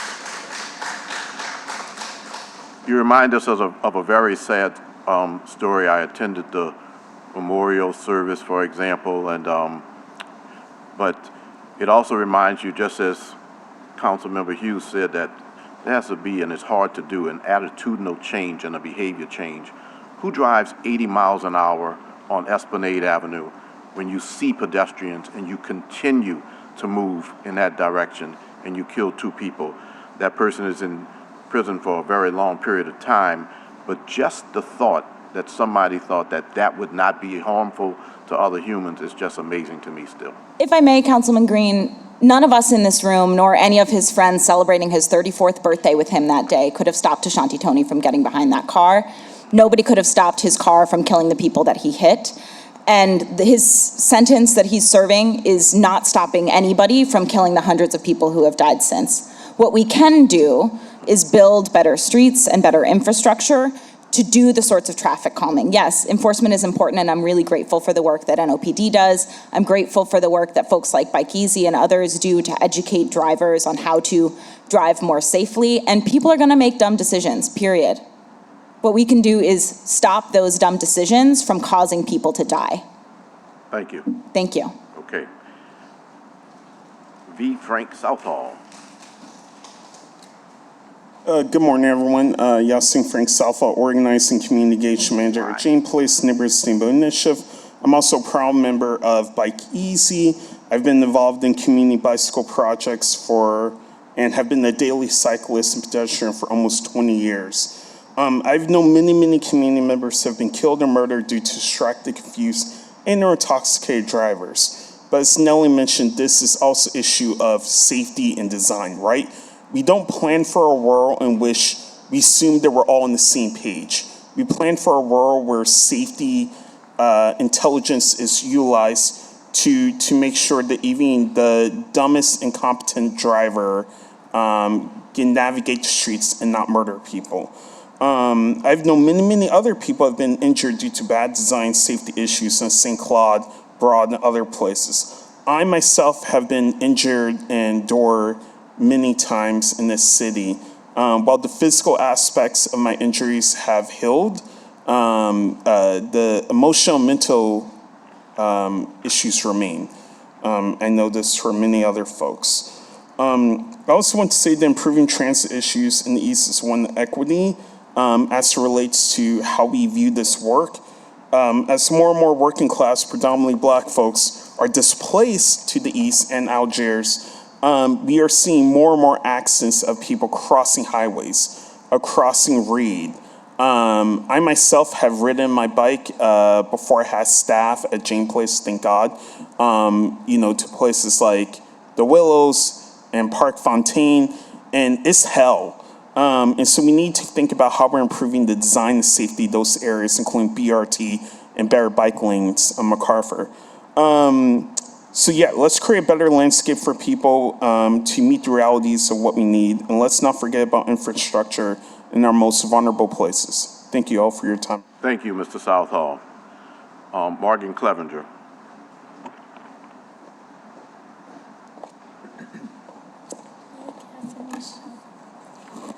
Good afternoon. I'm Morgan Clevenger, 1653 North Broad, Fairgrounds Triangle Neighborhood Association, 1st District Police Community Advisory Board. First, I want to thank this committee, Captain Michaud, who we've met with multiple times in 2025 on these issues. And I also want to recognize Carrie Fatman Hunter, Grammy-winning musician, from the 6th and the 7th Ward, very dear friend, who was killed by a drunk driver 2 years ago as a pedestrian. And during that trial, the person that killed him walked away without even a speeding ticket, even though the camera footage showed his incredibly high rate of speed and his impairment. So there's a lot to say on this, but first I would like to say thank you for continuing this, because the community, many of us have invested years into Complete Streets and the safety plan and the Safe Streets Initiative. Gentilly, Broad, St. Bernard, these are literally 7-8 block stretches where we see an extraordinary number of fatal wrecks, massive crashes. 7 blocks. And it has, the data that's in your plan is, I believe, from 2023. In 2024 and 25, it has exploded. So not only is this a human issue, a safety issue, a health issue, but I want to point out as well, wrecks, speeding have taken out so much infrastructure. Right now, there are 2 lights out on Broad, one at Bayou Road, one at Esplanade. They have been replaced every few months. We have buildings, homes, businesses that have been destroyed, and it costs a lot. So we support this. We hope that you continue to keep the community involved. Thank you. And you do bring up an issue that hasn't been discussed, the immense cost to the city of replacing these many lights that are out because people run into them. Downman Road is missing at least 4 lights. As I mentioned, just this week, a light out at Mirabeau and Elysian Fields. People are getting injured in these accidents too, but also Elysian Fields, and I could go into other places too. But behavioral change is important, but people also need to recognize that they're getting injured with this driving at high rates of speed on Saturday nights and Sundays during the day. A lot of injuries happen, but it's an immense cost to the city. Clark Thompson.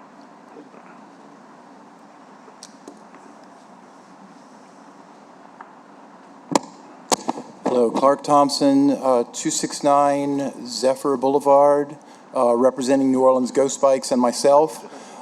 First off, I would love to see an actual accounting of the infrastructure damaged by violent motorists. I would love it if the DPW could report how many curbs are ripped apart, how many stanchions are ripped apart, how many stoplights, how many streetlights, how many stop signs are destroyed, how many millions, tens of millions of dollars is our government spending to cover for these uninsured, unaccountable, violent motorists? Second, 373 people seriously injured every year in our city right now. Now, as Nellie mentioned, this is not just 373 people violently injured. This is how many thousands of people witnessed this and are traumatized by this, and the trauma that's embedded within our children in this city. And we know from other studies the impact that this trauma causes in their lives that trickles on down to all sorts of other issues. 373 people injured.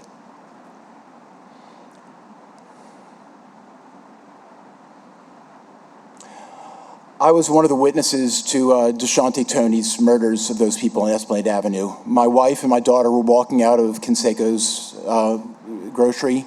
They were eyewitnesses to it. They came and ran to me, and I stood by while someone attempted CPR on David Hines that was killed along with Cherie. There were dozens of people, if not hundreds of people out there that night that were traumatized and lived with that was caused by that violent motorist.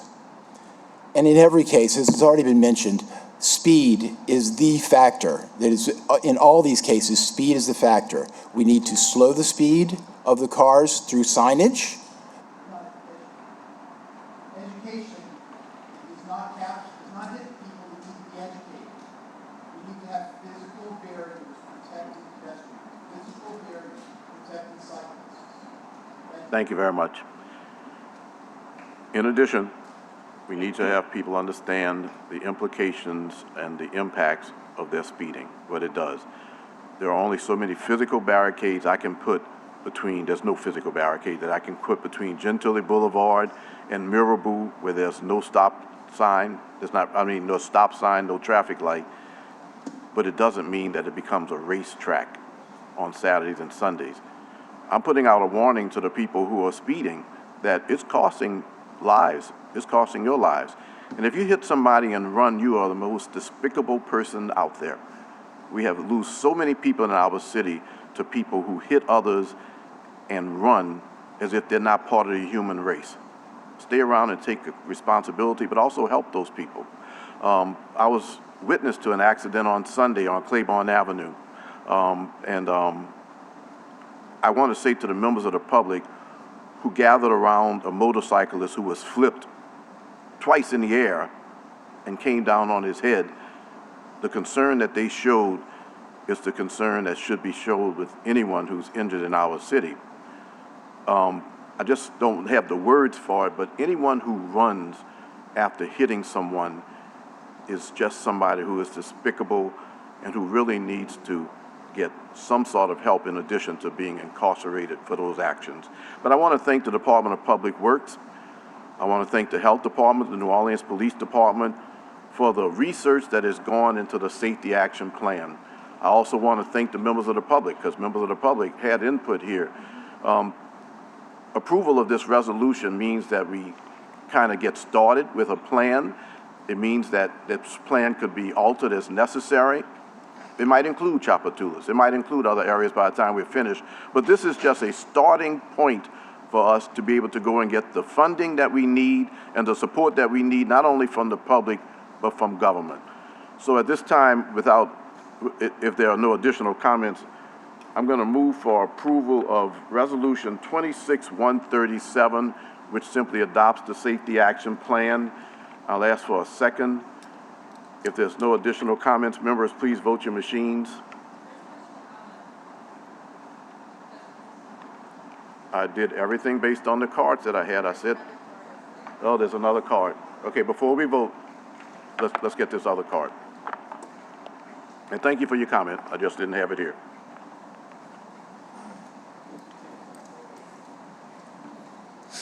Thank y'all. I filled one out earlier, but I filled out a second one too. Yeah, I just want to speak in favor of this plan.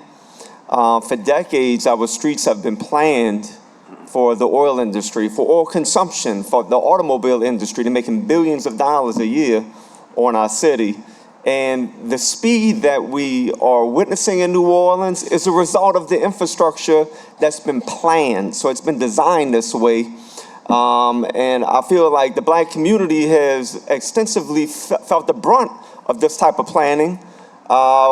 It culminated in the overpass that went over Claiborne Avenue that devastated the Treme neighborhood, for example. And we still see the devastating effects of the oil industry's influence on our streets. Currently, they're privatized for oil consumption and for the automobile industry.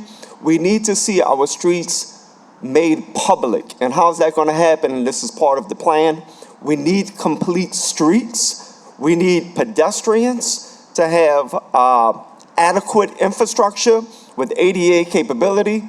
We need separated bike lanes with a buffer on them.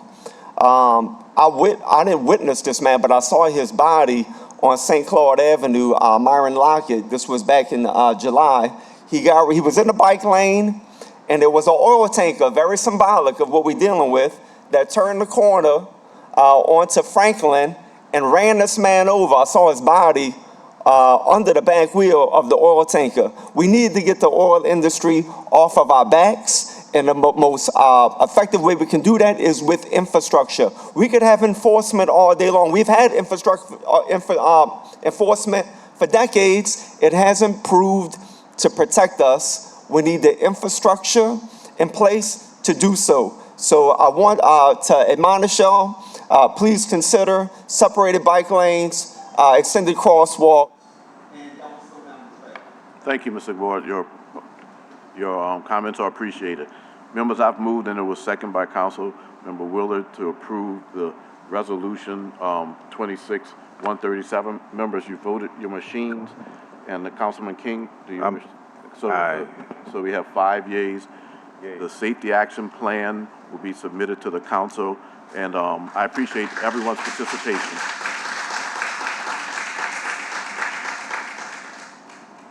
This matter can Councilmember, be we'll include that put on the consent agenda. Yes, yes. All righty, item number 4.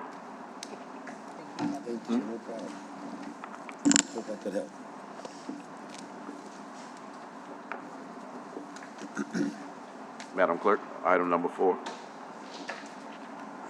Sure, this is the quarterly progress report for the comprehensive traffic safety study of the St. Claude Avenue corridor pursuant to resolution number R25-430. Scott Boyle with the Louisiana Department of Transportation. Thank you, Mr. Boyle.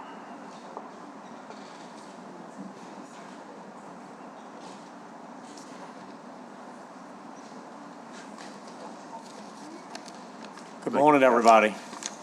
Could you identify yourself again, just for the public watching? I'm Scott Boyle. I'm the District Engineer Administrator for the Louisiana Department of Transportation and Development in the New Orleans District. Thank you, Mr. Boyle. So I was asked to appear by Councilman King to give an update on the St. Claude Avenue, also known as LA 46, studies that DOTD is procuring and working on. I got an update from our headquarters section in Baton Rouge who's administering the contract, and those contracts are still being negotiated with the consultants. The scope is still being developed. We are getting very close to executing those contracts to where we're going to have a consultant start studying. There's going to be 2 contracts. One is going to be a short term that will be utilized to investigate the feasibility of very near-term improvements, safety improvements that we can implement on St. Claude Avenue. Those will include curb ramps, traffic signal upgrades for pedestrians, potential parking restrictions, striping improvements. We feel that we can get these implemented within a 2-year time frame, with that contract being executed within the next couple of months. There's been some back and forth with the contract. Basically how this works is that we have consultants on retainer, and we work with them and tell them what we would like, and there's negotiations as far as what, to develop a scope to get this done. So that's where we are. We're in the final stages of these adjustments to get to a point where we can get the consultant on board working. Concurrently, we also have a long-term contract that's being developed, and it should be executed in a similar time frame that what's being developed with the short-term contract. This is going to entail what major improvements can be utilized and implemented on St. Claude Avenue. This is going to include possibly relocating the bike path to the median. We're looking at total signal upgrades. We're looking at separated, protected bike lanes. So, I gave a presentation with some of you at a church last year, and the department has committed to doing this, and we have been working diligently to make this happen. So we're looking at everything's on the table. Of course, this would just be a feasibility, and once recommendations come out of that long-term study, we would have to work with the city, the Regional Planning Commission, to see what we could do to get a project together and find funding to do this. We're anticipating for long-term improvements on St. Claude Avenue, with a project limit being from Elysian Fields to the St. Claude Bridge. We're looking at somewhere in the neighborhood of potentially $30 million. So this is not going to be putting a couple no parking signs and refurbish the striping on the corridor. So we're looking at major things, potentially taking away from the median, doing widening, restricting parking. It's going to be quite an extensive study to undertake, which will involve traffic counts, looking at crash data, field observations and geometric conditions of what we physically are able to do while managing other aspects, that this is a corridor that is utilized by trucks, which is a corridor that's utilized by quite a bit of vehicles. So, which is a corridor that supports parking for not only people that have businesses along St. Claude, but also people that park there, that live there and need to park adjacent to our highway for parking for their residents. So these are a number of things. For the long-term study, we will have stakeholder engagement, which will be working very closely with y'all, with the city, with the residents to get input. They'll at the very minimum be at least 2 or 3 meetings to give updates as this develops with this study, but to make sure that we get involvement and stakeholder feedback. So we're very excited about that. We've identified that there is a need. There's been some tragic crashes that have occurred on St. Claude Avenue over the years. Over 5 years ago, DOTD implemented a major safety issue at St. Claude and Elysian Fields. We had a tragic event where an 18-wheeler was turning right from St. Claude Avenue, traveling westbound onto Elysian Fields northbound, and there was a crash that resulted in a bicycle fatality there. We went ahead as a result of that and implemented a geometric and striping change to where motorists are to get over before they get to Elysian Fields to turn right, to try to minimize that conflict between bicyclists and vehicular traffic. So, and of course, recently, I believe there were 2 fatalities that occurred on St. Claude within a very short time frame, within the last 12 months or so. So we are aware. We're working diligently and expeditiously to move this process along. And, we've worked with the city, and we're going to continue to do so to do our part to make these roads as safe and efficient as possible. So if there's any questions, I can answer. I have a couple of questions. Councilmember King? Thank you, Mr. Boyle. How soon can we see the short-term changes implemented? At this time, we're looking to get the contract executed within the next 2 months. Study will begin. Some of this work has been done as far as the signal upgrades that we're planning from a different project. I would feel comfortable estimating, giving you a good faith estimate, that we could see positive implementable things within the next 12 to 18 months that would include these curb ramps, these curb bulb outs, these traffic signal push buttons with pedestrians, the striping, the parking restrictions. We've already implemented that at Elysian Fields on St. Claude, right there by the grocery store that's there. We've already done that with in-house forces. There may be some opportunities to restrict parking at other locations, at higher volume pedestrian locations. The intent of these short-term improvements is to get pedestrians to where the crossing has to be minimal. We want to get them across as quickly and as safely as we can.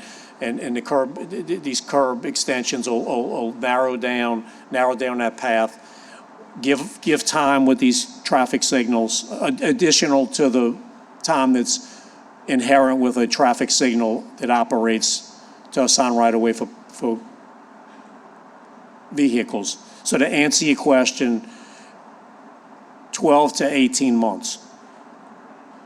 And can you just educate myself and those who may not know exactly since it's a state highway, what authority does the city have to make changes without state approval or without state assistance on St. Claude? Because a lot of people think at times the city can just go out and make changes as they see fit, but there's a process because it's a state highway, if I'm correct.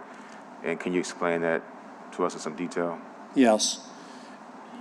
Yes, DOTD has full authority over the maintenance and operation of all state highways throughout Louisiana. That's in the law, that we're given authority. And what that covers speed limit changes. That covers no parking. There are some local ordinances and different type of things that the city, as far as the law that the city can do. The city can, NOPD can enforce the law on a state highway, along with state police. But as far as any type of engineering, maintenance, unless there's an agreement, traffic control type changes, those have to come through Louisiana Department of Transportation and Development. That would include the implementation of traffic signals, stop signs. That would include changing the speed limit, striping changes, putting in bike lanes, putting in crosswalks, parking in the median of the highway. Anything that would pertain to the operation or maintenance of that highway would have to go through the DOTD on a state highway. Of course, we do work with the city. We get requests all of the time. We get requests from elected officials within the city. You know, hey, can we put no parking signs here? You know, I'd really think, can we lower the speed limit? We would do a study to do that. So these are things that we're responsible for. We have to defend in court. You know, when there's issues, we have to answer for these. So, you know, it's our responsibility and we follow guidelines in the Manual on Uniform Traffic Control Devices, as well as other policies that DOTD has implemented that are consistent on all state highways. And that includes St. Claude, that includes LA numbered highways, that includes US highways such as Sheffman to a Highway, US 90, and that includes the interstate system, Interstate 10, Interstate 510. We consistently apply these policies throughout the state. That's all I have. You get so many emails from my office because in my district alone, Claiborne Avenue, Elysian Fields, Sheffmantur Highway, Broad Gentilly, for example, state thoroughfares, Yes. you know, Lakeshore Drive, state thoroughfare, even though it comes under the jurisdiction, I guess, of the Lakefront Management Authority, which is still a state agency. I Yes. guess I'm just saying that Yes, sir. the state's got to give a little bit more help, to be very honest with you, because we sent you something today about a homeless encampment under the Elysian Fields Bridge at Florida Avenue, and that's a state thoroughfare. At the end of the day, there's some assistance that I know that you need, but I appreciate your sincerity in getting back to us, and it's a little bit tough because it's so much to do, but we'll continue to work with you, but we want to continue to put pressure on. It's unfortunate that so much has to be done on the city level when we see things that can't always be seen from Baton Rouge. And it's a challenge to all of us. Some of the suggestions that we make, we know are hard to implement because they're not city thoroughfares. But I appreciate your willingness to accept our, comments, and work has been gotten done that we appreciate greatly. No, thank you, Councilman, for that feedback. Okay. Councilmember Hughes.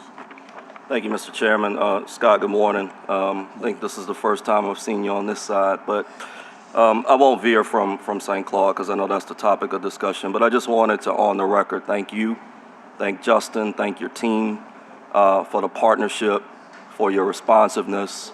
We obviously have a lot of work to do moving forward, and I'll be reaching out to you about some things in District E, but it has been a great partnership, and look forward to that partnership continuing as we strive to make our city a better place.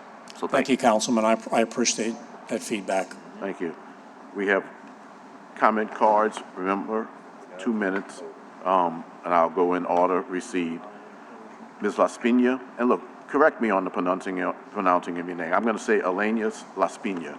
You correct us on the record, and then the next time it comes up, because you're with Bike Easy, I'll be seeing you at least every quarter. I want to pronounce it correctly. Laspina, no N, it's N. Okay, Laspina. Yeah, correct. Okay. Still with Bike Easy since 2 hours ago. Scott, great to see you here. I'm disappointed to hear the timeline, but I'm happy the ball is rolling. I know this is beyond my control. It is sad to think that implementation will not happen before the summer, which tends to be the uptick on the issues in my observation of what's happening in St. Claude. One thing I want to mention is, the regular road user, I used to work at Door Furniture. So imagine if I'm biking from there to Pullen and St. Claude. I'm going from Elysian Fields, protected bike lane, and then I turn, and as a regular user that doesn't know anything about what a state road and a city road is in the city, we're not thinking about these kind of things. And I think as an organization for the last 3 years, since Dustin Strom died, actually almost 4 years ago, we've been working closely with Councilmember King to figure out how we can make these state roads safer. So shout out to Councilmember King for helping us with these. But we believe that bringing people to the table rather than pointing fingers, the state does this, the city does this, NOPD has to do enforcement, etc. We can make a model of how state roads in our city can work together, and encourage that this study also includes a safer connection, a better connection to the lower ninth, because a lot of people who live in Holy Cross are coming to the city to work, and that connection is part, in my opinion, of that project. And this is something we can also use in the future for Sheffmantur. So I appreciate everybody's attention on these, and we'll be keeping in touch on this timeline, and hopefully it happens faster. Thank you. Thank you, Ms. Laspina. Eric Gabord, or is it Gabrielle? Just give me the correct pronunciation.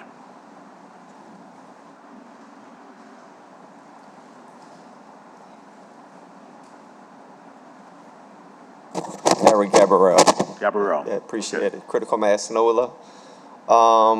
We led the die-ins on St. Claude Avenue when Michael Meelam was killed on Elvar last year, and when Myron Lockett got killed on St. Claude as well. So that's 2 fatalities. And so we're grassroots kind of organizing, branch in the city. and we put our ear to the street to hear what people have to say. And what people are demanding and want on St. Claude is a separated bike lane with a protected barrier adjacent to the sidewalk. Folks want extended crosswalks on St. Claude. In other words, the sidewalk where people cross should extend all the way to the street to lower the distance that people actually have to walk on. And folks want to see a bus stop island where the bike lane actually operates behind the bus stop, because too often we are in conflict with the bus. Well, right now there's a bus stop in the bike lane on St. Claude by Robears. I mean, it's actually in the bike lane.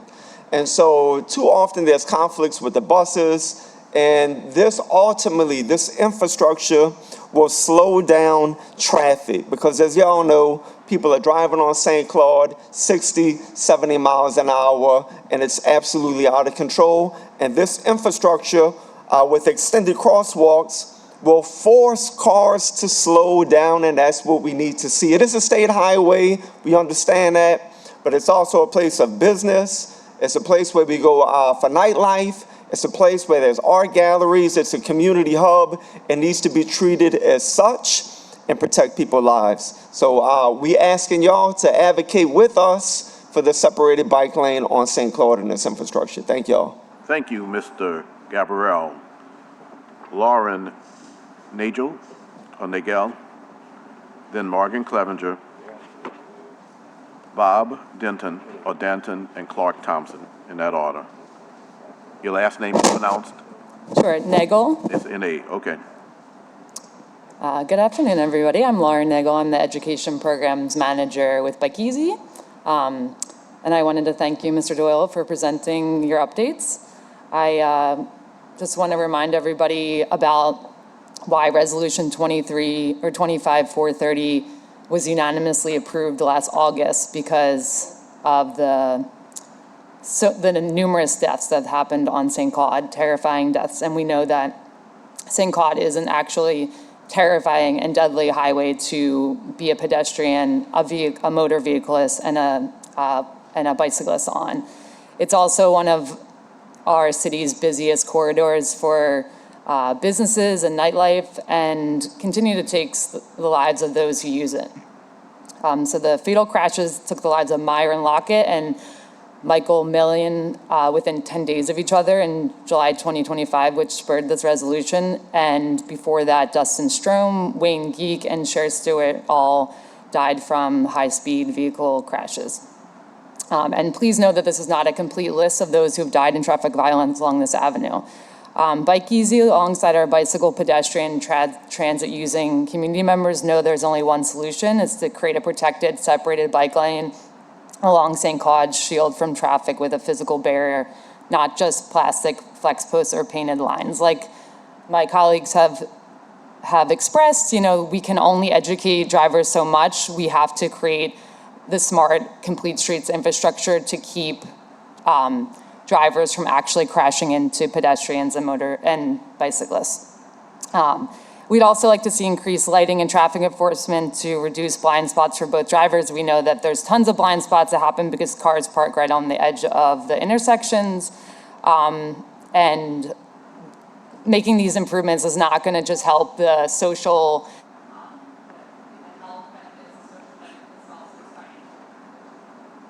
Thank you, Ms. Nagel. Morgan Clevenger.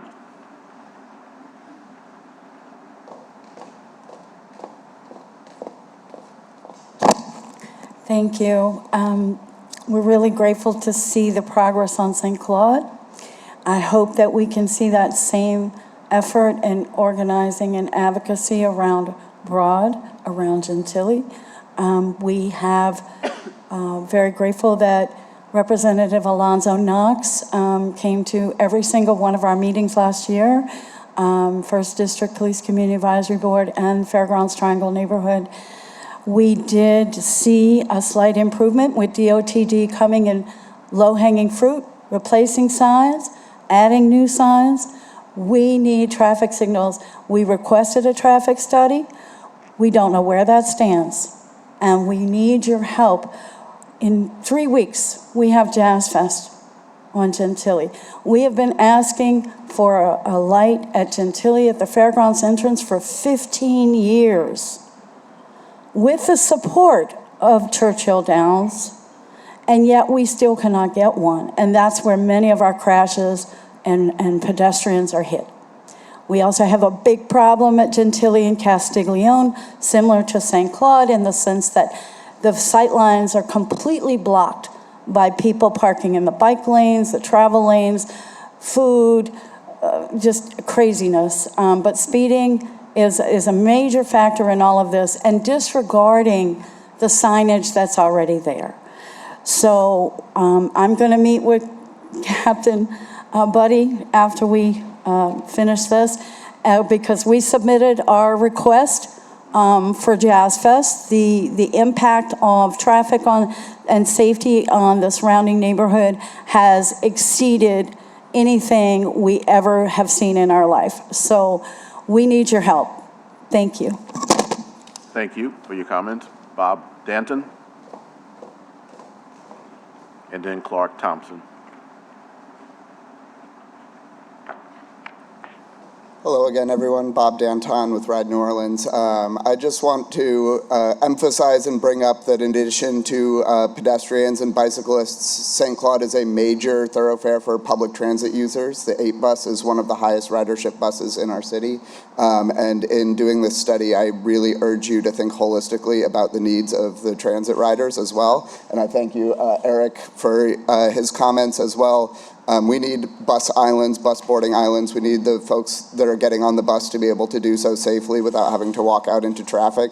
And we need that infrastructure to work holistically with the bike infrastructure. A bus island in the middle of the street with in the street with the bike lane behind it, a protected bike lane behind it, is the way to go. This has been proven in cities all over the country, and there's no reason that we shouldn't have the nice things that people around the United States do. Thank you so much.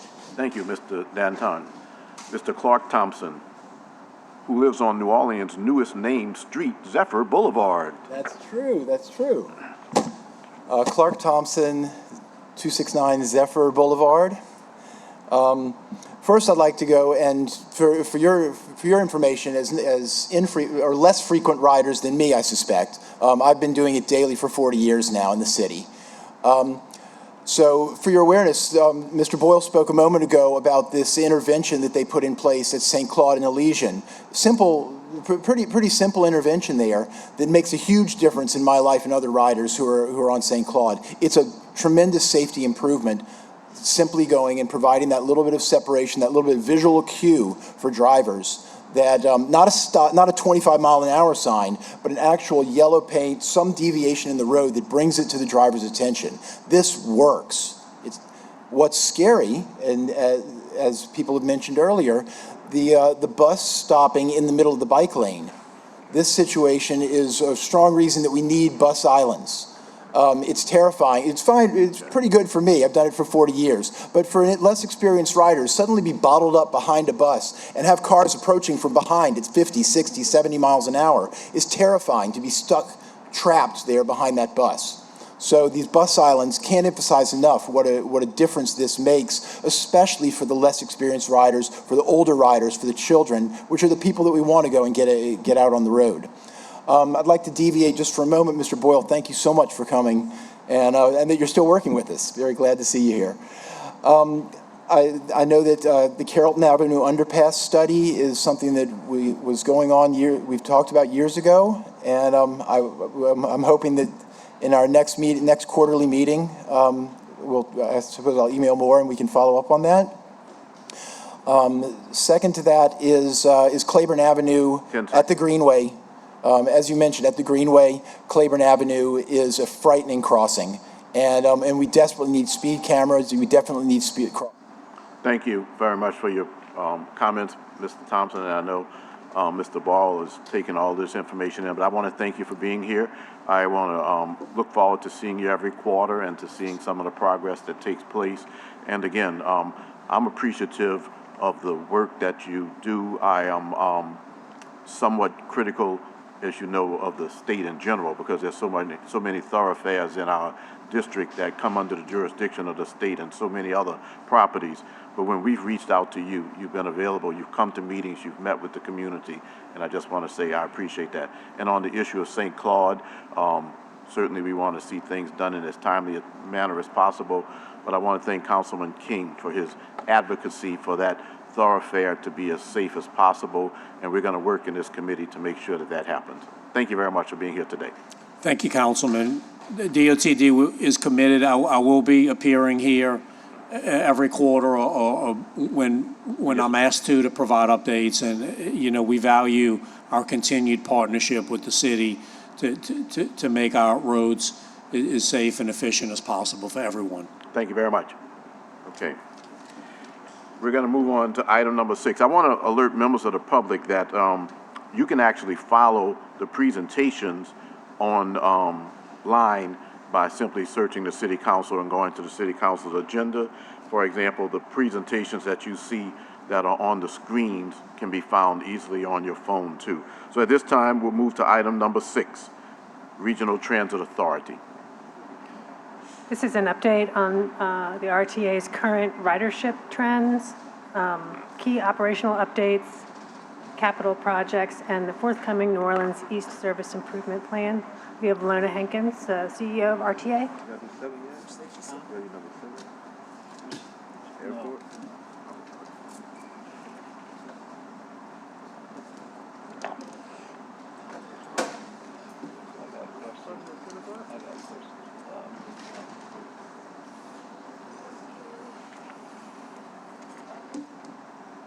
I appreciate the patience, and I want to say it on the record for everyone who makes a presentation who is going to be here for a little while today. We have executive directors of our, airport and the Regional Transit Authority here. We meet on a quarterly basis because they attend a lot of meetings, including their board meetings. But the fact that you all are here to make your presentation today and that you're here and able to be here despite the length of our meeting is greatly appreciated. I want to let you know that. Ms. Hankins, could you identify yourself again for the public that's watching? Good morning. My name is Lona Edwards Hankins, CEO of the RTA. I have with me Giselle Johnson Banks, our Chief Strategy and Chief Financial Officer. So thank you for allowing us to come and make a presentation on all of the updates that are and the goings-on that we have at the RTA. I was grateful for the adoption of the safety plan because pedestrian safety is crucial for public transit riders.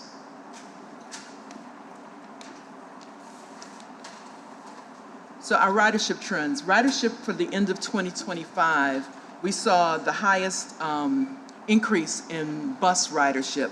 We are about 113% of 2019 ridership. That's leading the nation in the national average for bus ridership post-COVID recovery is about 85%. We're lagging behind on the streetcar a little bit. The national average is 72%, and we're currently about 60% of 2019 levels. Some of that is attributed to a lot of the rail that reports in this metric is heavy commuter rails that other cities have, and partially also because of our local ongoing construction or infrastructure issues that we've seen in the last year or so. Paratransit ridership is also running about 160,000 trips per year, and then ferry is running between the two services about right at just shy of 1 million. I must say, since 2019, we've hit the 5 million mark on ferry ridership, and some of that is attributed to the improved reliability of the ferries over the last 5 years. The new ferries that we have onboarded, as well as the specialized vendor, having a marine vendor really helps us improve that service.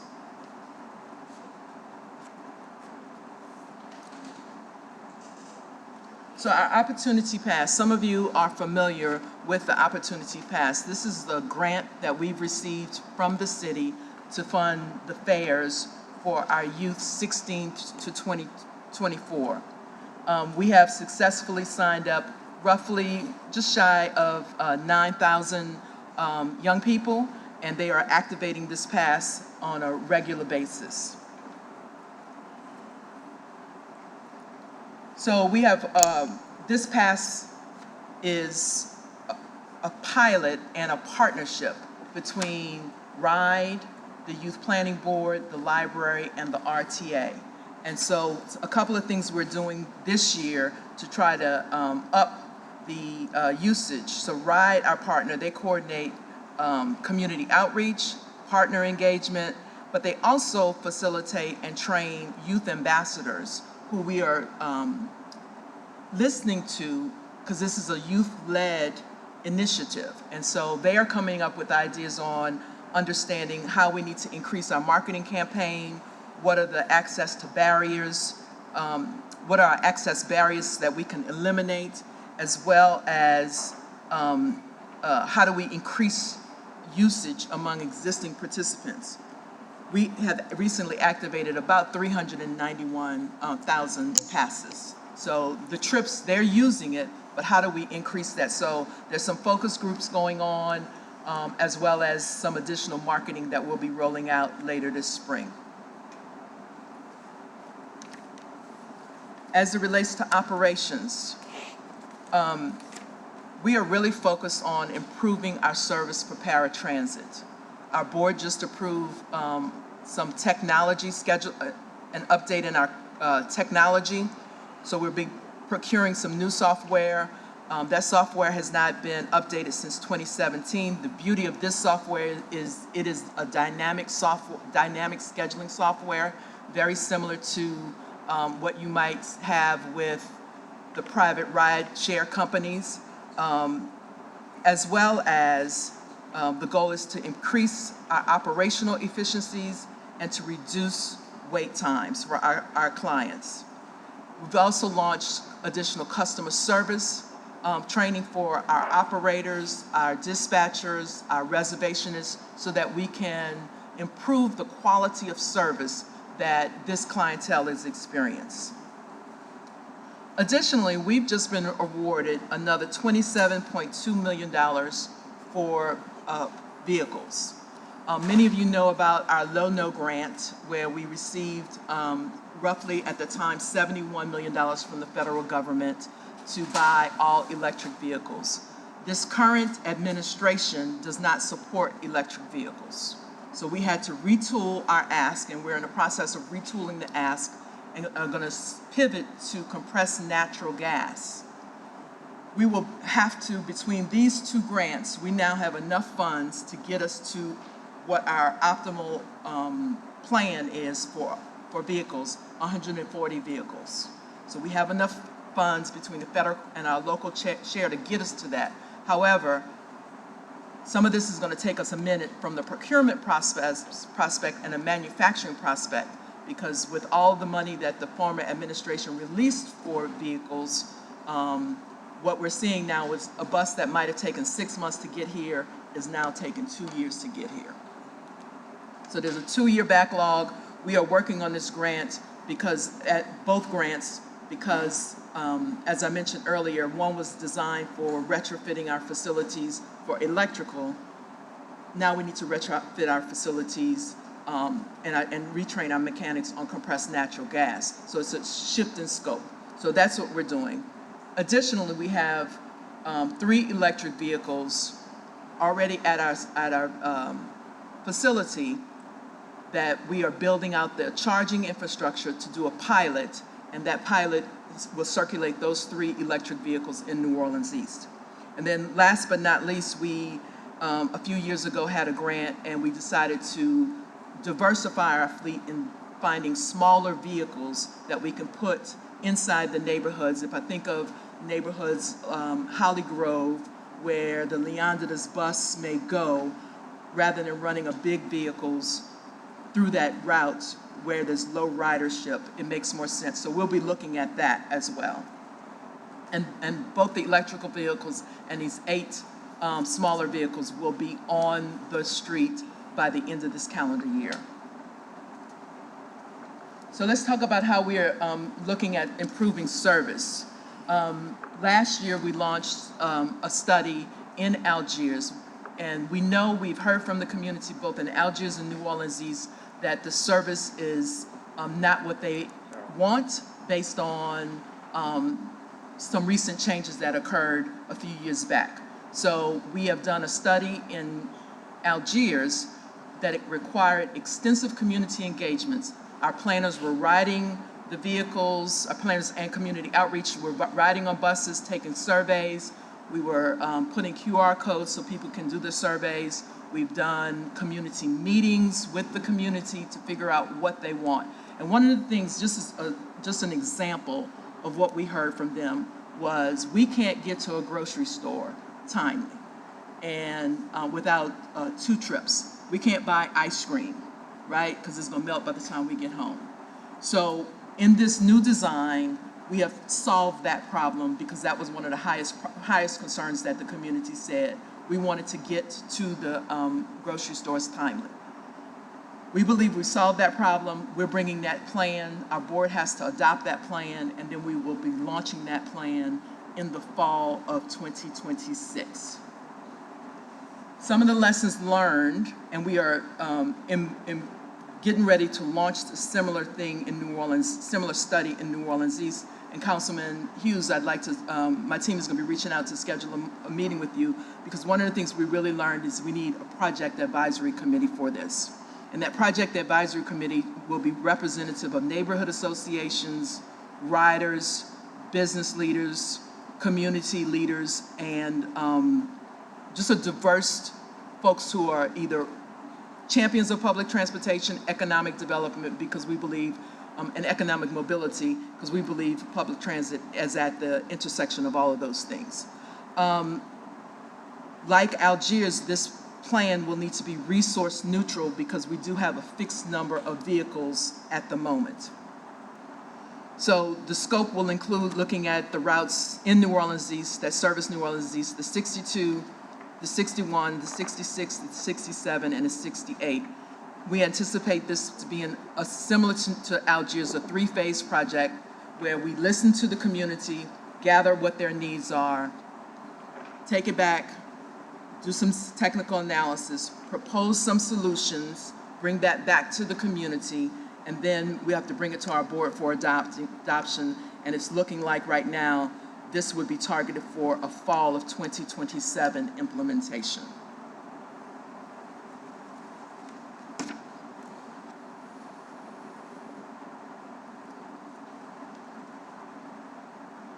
So I mentioned, this is a duplicate slide. What I mentioned, the federal government is transitioning what they are funding, and we have taken a close look at that, the issues that they are shifting their priorities to fund things that are, particularly around public transit, family-friendly, safety, and innovation. The grants we are eyeing to apply for in 2026 is the ferry grant, so that we can do a regional study that will provide a sustainable revenue stream for not only the Algiers ferry, but if we were to expand, because many of our community partners, Gretna has asked for us to service them, Westwego has asked for us to service them, and all of that takes a sustainable revenue stream. As you guys are aware, there is no sustainable revenue stream for the Algiers ferry. Once they took the toll tags off, there is no sustainable revenue stream for the Algiers ferry. So we have to find that real quickly. And so we're going to be working with the RPC and our regional partners to apply for that grant. Additionally, the other grant we're eyeing in 2027 to apply for is Bus and Bus Facility. This will help us specifically around the issue of ADA compliance and building out the better shelter and bus stop design, that campaign that was launched about a year ago with GNO Inc., A Community for Better New Orleans, RIDE, and the RTA. So let's talk a little bit about our capital program. We are robustly moving forward with this capital program. The Algiers Ferry Terminal project, as you guys are aware, is under construction. We are temporarily suspending service this week for the ferry due to the fact that we are doing some demolition work with what used to be the old pedestrian bridge. So we're in the process of demolishing that. We anticipate being back in service this weekend, depending on the weather. Over the next 90 days, we can anticipate pile driving and additional internal and external demolition on this project. This project is scheduled to complete by the end of December. And then this project also has a component that is our maintenance yard in Lower Algiers, and that will complete probably in April of 27. Downtown Transit Center, this project is fully funded. It's a partnership between the RTA and the city. The city has the RTA is building the permanent transit center at the corner of Canal and Basin. This center will, once it's built, the library will no longer be used as the transit hub. This is the first time we'll have a place where our community can come in out of the elements and make their appropriate transfers. It's right there on the neutral ground. We're in the process of procuring the architect. Once we get the architect procured, there'll be a robust community engagement process for this project. The city's responsibility is to do some of the pedestrian improvements from the Union Passenger Train Terminal to the new Downtown Transit Center. Bus Rapid Transit, as you guys are aware, a few years back, you guys voted with our board and we submitted to the federal government what's called a locally preferred alternative. And it is the route by which the community and with community input was selected for Bus Rapid Transit to come from New Orleans East to downtown and then from downtown to the West Bank. So we are in conversations with both DOTD and the Department of Public Works because we're trying to figure out what the technical standards for the Bus Rapid Transit need to be and what the traffic studies say and all of the technical details. Once we get those technical details lined out, we will do a robust community campaign and community outreach to talk about things like dedicated lanes. I know Councilman Green, that's an issue for you on Gentilly. I'm sure it's going to be an issue in New Orleans East. I was just at a New Orleans East Matters conversation. That community, particularly the New Orleans East Matters, was integral in the feasibility study. And as I mentioned to them, we are not throwing out the feasibility study. We are building upon the feasibility study. So look for a robust conversation about that. On all of our projects, we will be coming to you guys to help us build out kind of a project advisory committee because of the volume of capital programs and the amount of community input. We want to make sure we get a good mix of the right people to help us progress public transit. Streetcar modernization is another one of those projects. You may be aware, based on recent emails that I've sent to you guys, we are required to do a streetcar modernization study. That is by consent decree, and that needs to be, whatever the study, whatever the recommendations and the outcomes, needs to be adopted by our board by November of 2026. This is an opportunity to mitigate safety risks that we often see.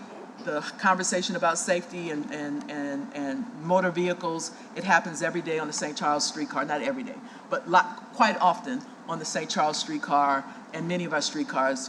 You know, some of us growing up would often try to race the streetcar.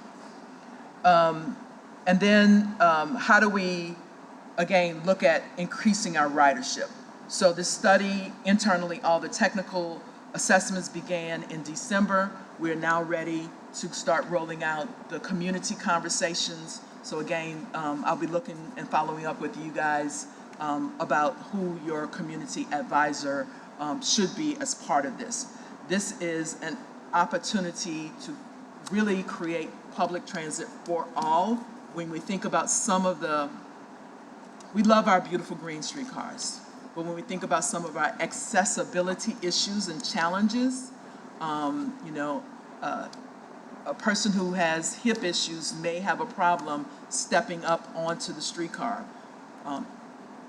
If I'm bringing my groceries home off the streetcar, may be a challenge if I'm using my cart. Strollers, those are common everyday things that people elsewhere, when they ride public transit, may or may not have to deal with. But because of our beautiful green streetcars, it is potentially, it is an obstruction. And how do we create better streetcars for all? And so that's what this study, it will involve the whole streetcar network, not just St. Charles, but the consent decree is specific to the St. Charles line.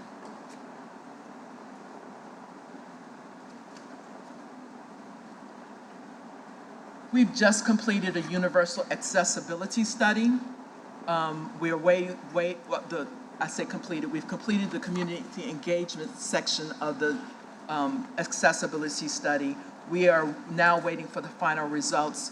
What we're hoping this study will allow us to do is truly create a system that either via the communications, and a lot of this is focused on communication tools. So is our website appropriate and meets all the ADA signage? When we start to do audibles or real-time signage at stops, what should that look like to make sure both the folks who are neurodivergent, the folks who have hearing problems, the folks who have vision problems, that all of them can be accommodated through the appropriate types of signage, even the language access. So we needed to do the study to figure out what the best practices were happening in other places so that we can bring that home to New Orleans. And so look for future projects and future improvements once this study's complete.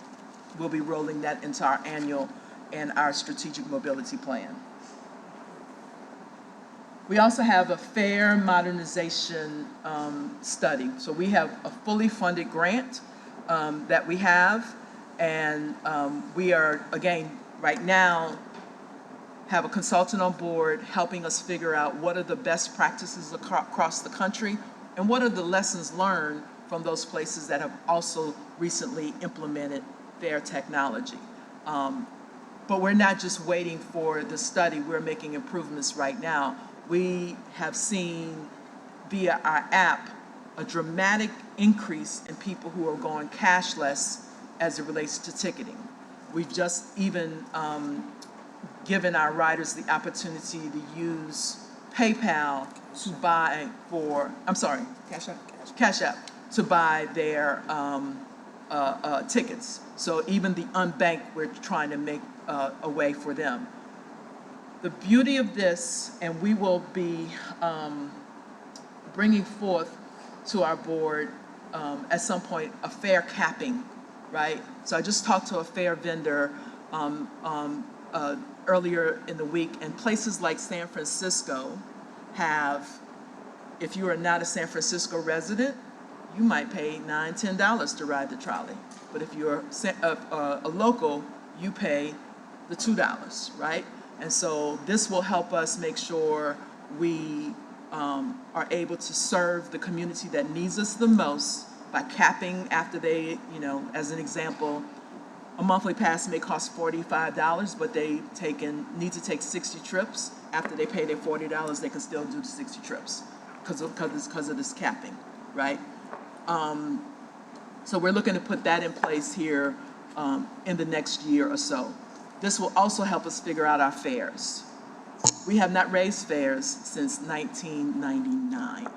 And so we've done our best to try to streamline and become efficient. That's what a lot of the work has been done over the last 5 years, trying to improve the technology. But at some point, we're going to have to come back to the community to do an increase on the fare. And that requires city council approval. So we'll be working with you guys on that as well.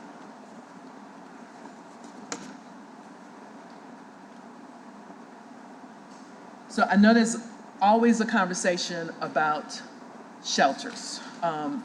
we needed to complete a transit stops inventory. There was no inventory of the conditions of each stops. So we may have stops without sidewalks along Tchoupitoulas, definitely in New Orleans East, where there are stops that don't have a sidewalk. Does a stop have a trash can? Does a stop have a light? Is it safe? Does a stop have a shelter? So once we have, now is the stop ADA compliant?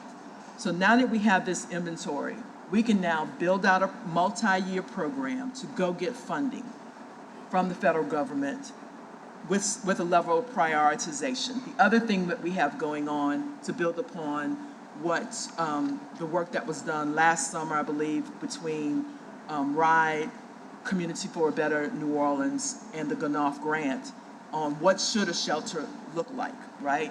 So we have that. We have a designer of record that we're going to be launching to help us design these new shelters. Ideally, they are New Orleans shelters. They're New Orleans-built shelters. We can grow a small business to help us build these shelters as opposed to just buying them off the shelf from a manufacturer, a national manufacturer, and it doesn't meet our conditions.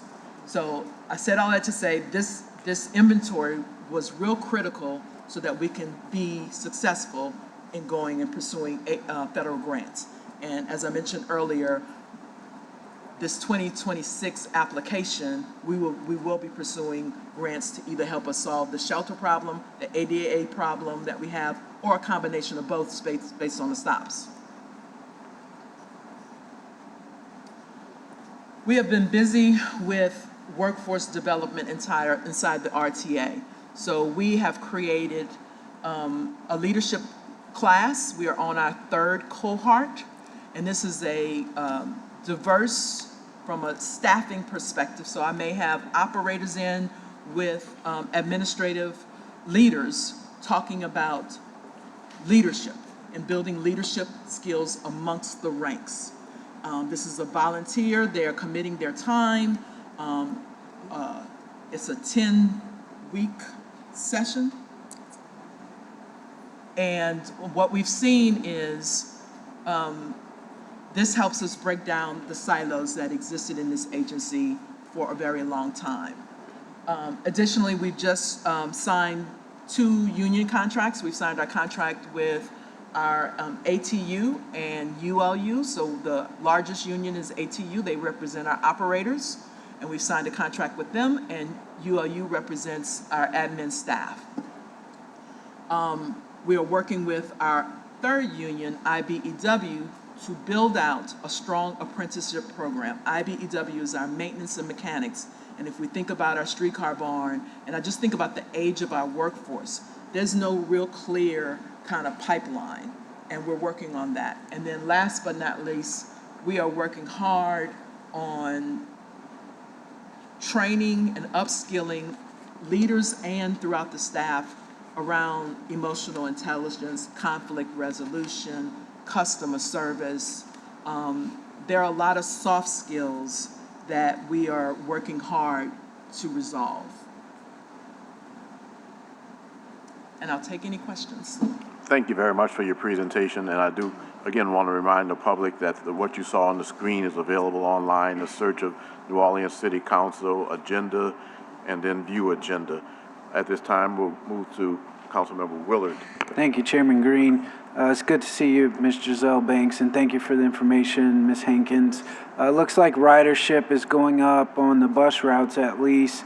I wanted to know what performance metrics do you track? I know you look at on-time performance. Are there any other like key performance metrics that you guys track to know if you're hitting the mark or if you're falling short? Yes, we track on-time performance. We track service delivery. Are we making service? Are we making pull-out every morning? We track on our maintenance teams the time of preventable maintenance on the vehicles, right? We track lots of safety statistics. I can send you, we have quite a few metrics that we track. Okay. On the Missed trips, call outs, So I think it was 76% on-time performance in 2024. Does that sound about right? It sounds about right. What tells you if you're on time? Is there like a window to where if you're within that window, you're on time? Yeah, 2 minutes early, 6 minutes late. And the technology on our vehicles tells us if we're on time. Okay. Heard from some people in the city of New Orleans who rely on public transit to get to work, especially people coming from, the far ends of the city. Sometimes, if a bus is late, they miss a connecting bus and it could be, cause them to be late for their job. So there's an equity component because the far sides of the city are predominantly black. It's also an economic development issue. So I wanted to know, and you talked about the plans for New Orleans East and for Algiers. Is there anything else that you can weigh in on to where we may be able to reduce those gaps in the near future? So a couple of things. We change our schedules 3 times a year. And so what our planners do. 3 times a year? 3 times a year. So we do typically in January, typically in June, typically in September. And our planners during that time, while they're making tweaks, they're looking at the data to see if they need to adjust the schedules, if we're actually meeting it.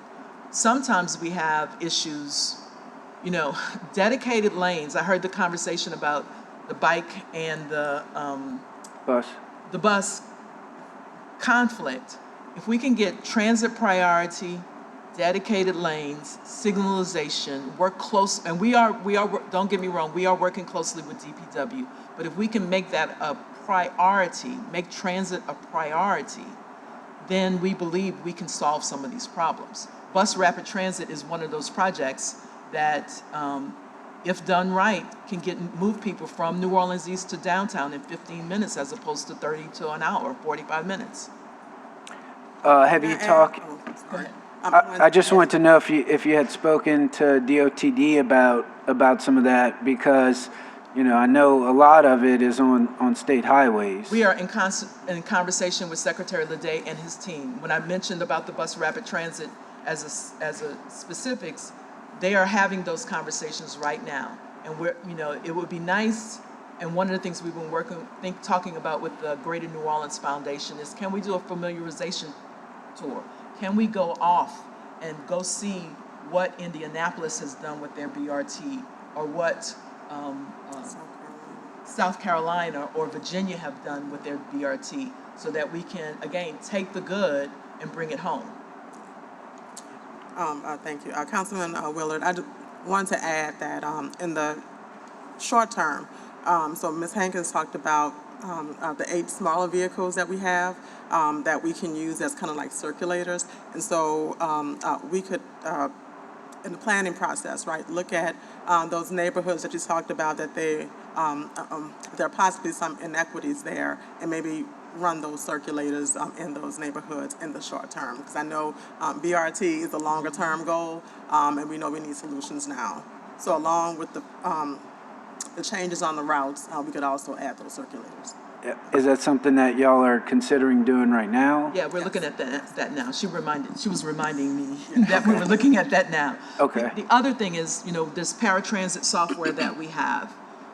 Once we implement it, make sure it is cost effective, we will then be able to do, in some of these isolated areas, some on-demand where we can move them from their neighborhood to a more centralized transportation point, or a bus hub, to reduce the number of transfers. Okay. We've also heard that sometimes communication can be an issue, line disruptions or stuff like that. It sounds like sometimes there's a discommunication or communication not occurring with the operators and the riders.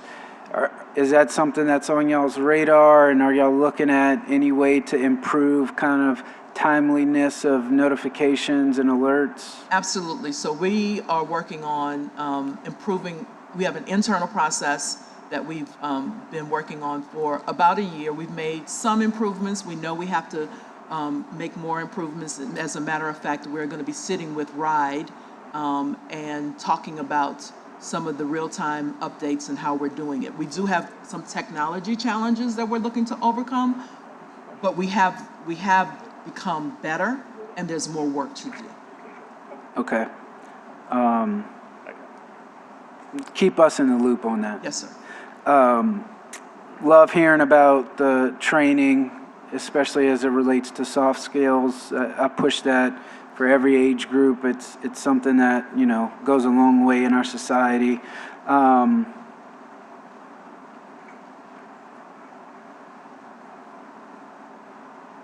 Last question, Algiers Ferry, I know you touched on that. I think that was when I was coming back in. When can we expect the Algiers Ferry to be open again? It should be open this weekend. This weekend? Yes. Okay, all right, thank you. Thank you, Councilmember Willard. Councilmember Hughes. Thank you, Mr. Chairman. Good afternoon. Thank you all for being here today. I want to dig deeper into the community engagement with New Orleans East, and you know, happy to hear that you'll be engaging the community. Respectfully, RTA is probably more unpopular in District E than Sewage and Water Board. So walk me through more specifics of the plan to engage the residents of New Orleans East. When will that work commence? How robust? You know, walk me through the timeline. So we're looking at April. We want to get with you to make sure we have the right people on the advisory committee. And so we'll be scheduling that meeting. As it relates to the community outreach, we will have tables at key locations with our planners and our community outreach team. They will be helping riders fill out surveys. We will be doing meetings in neighborhoods, and we will have meetings at the RTA, both central office, or we can do these meetings remotely. And we have one of the things we did in Algiers that we're looking to do, we learned it late in the process, is to do online recordings type webinars so that community who may not be able to make it to the meeting can participate from their homes. Yeah, well, I certainly look forward to working with you all on this. And just as you're thinking about your planning, remember, I have a very robust Vietnamese community that we have to be intentional how we engage that community. And I have a swiftly growing Hispanic population in District E as well. So we want to be intentional there. I didn't hear anything about the Lower Ninth Ward, a community that feels forgotten. So tell me any plans you have on the horizon for the Lower Ninth Ward.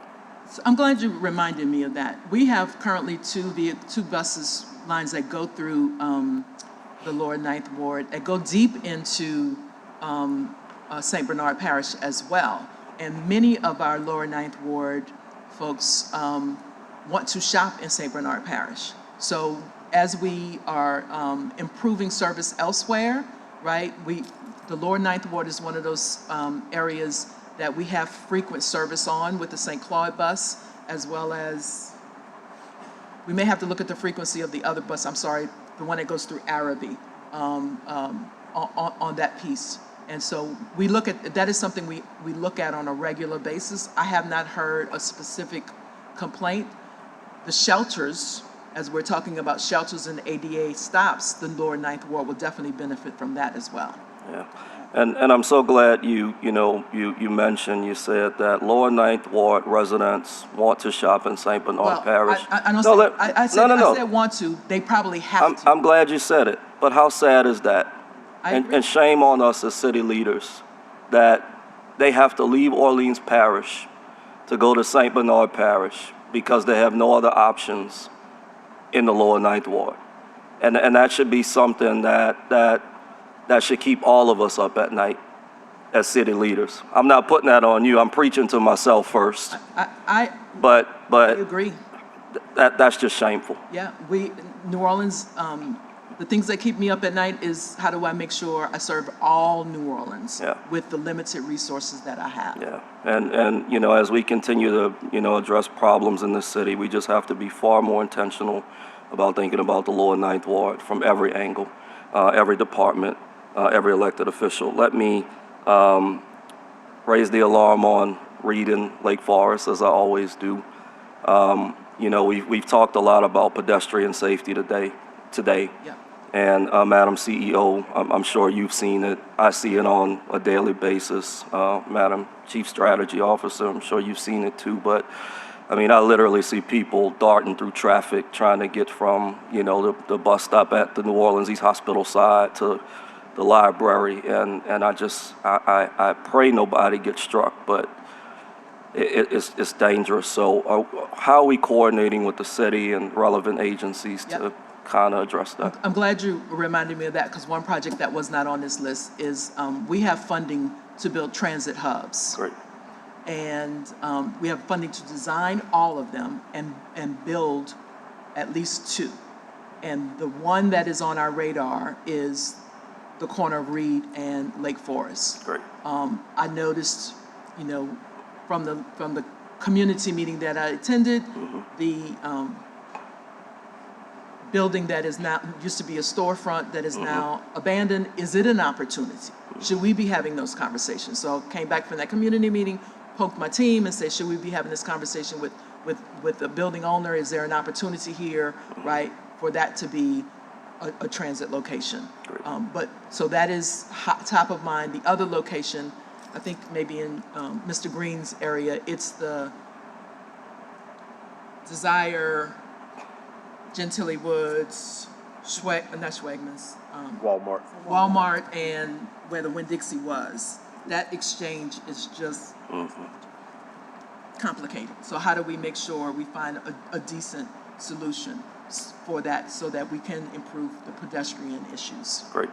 And any way I can be a partner in that, please let me know. I get asked sometimes about park and ride. I know growing up in New Orleans, East Park and Ride was pretty robust, where many of our residents who worked downtown would literally park and ride. Do we still have park and rides, or?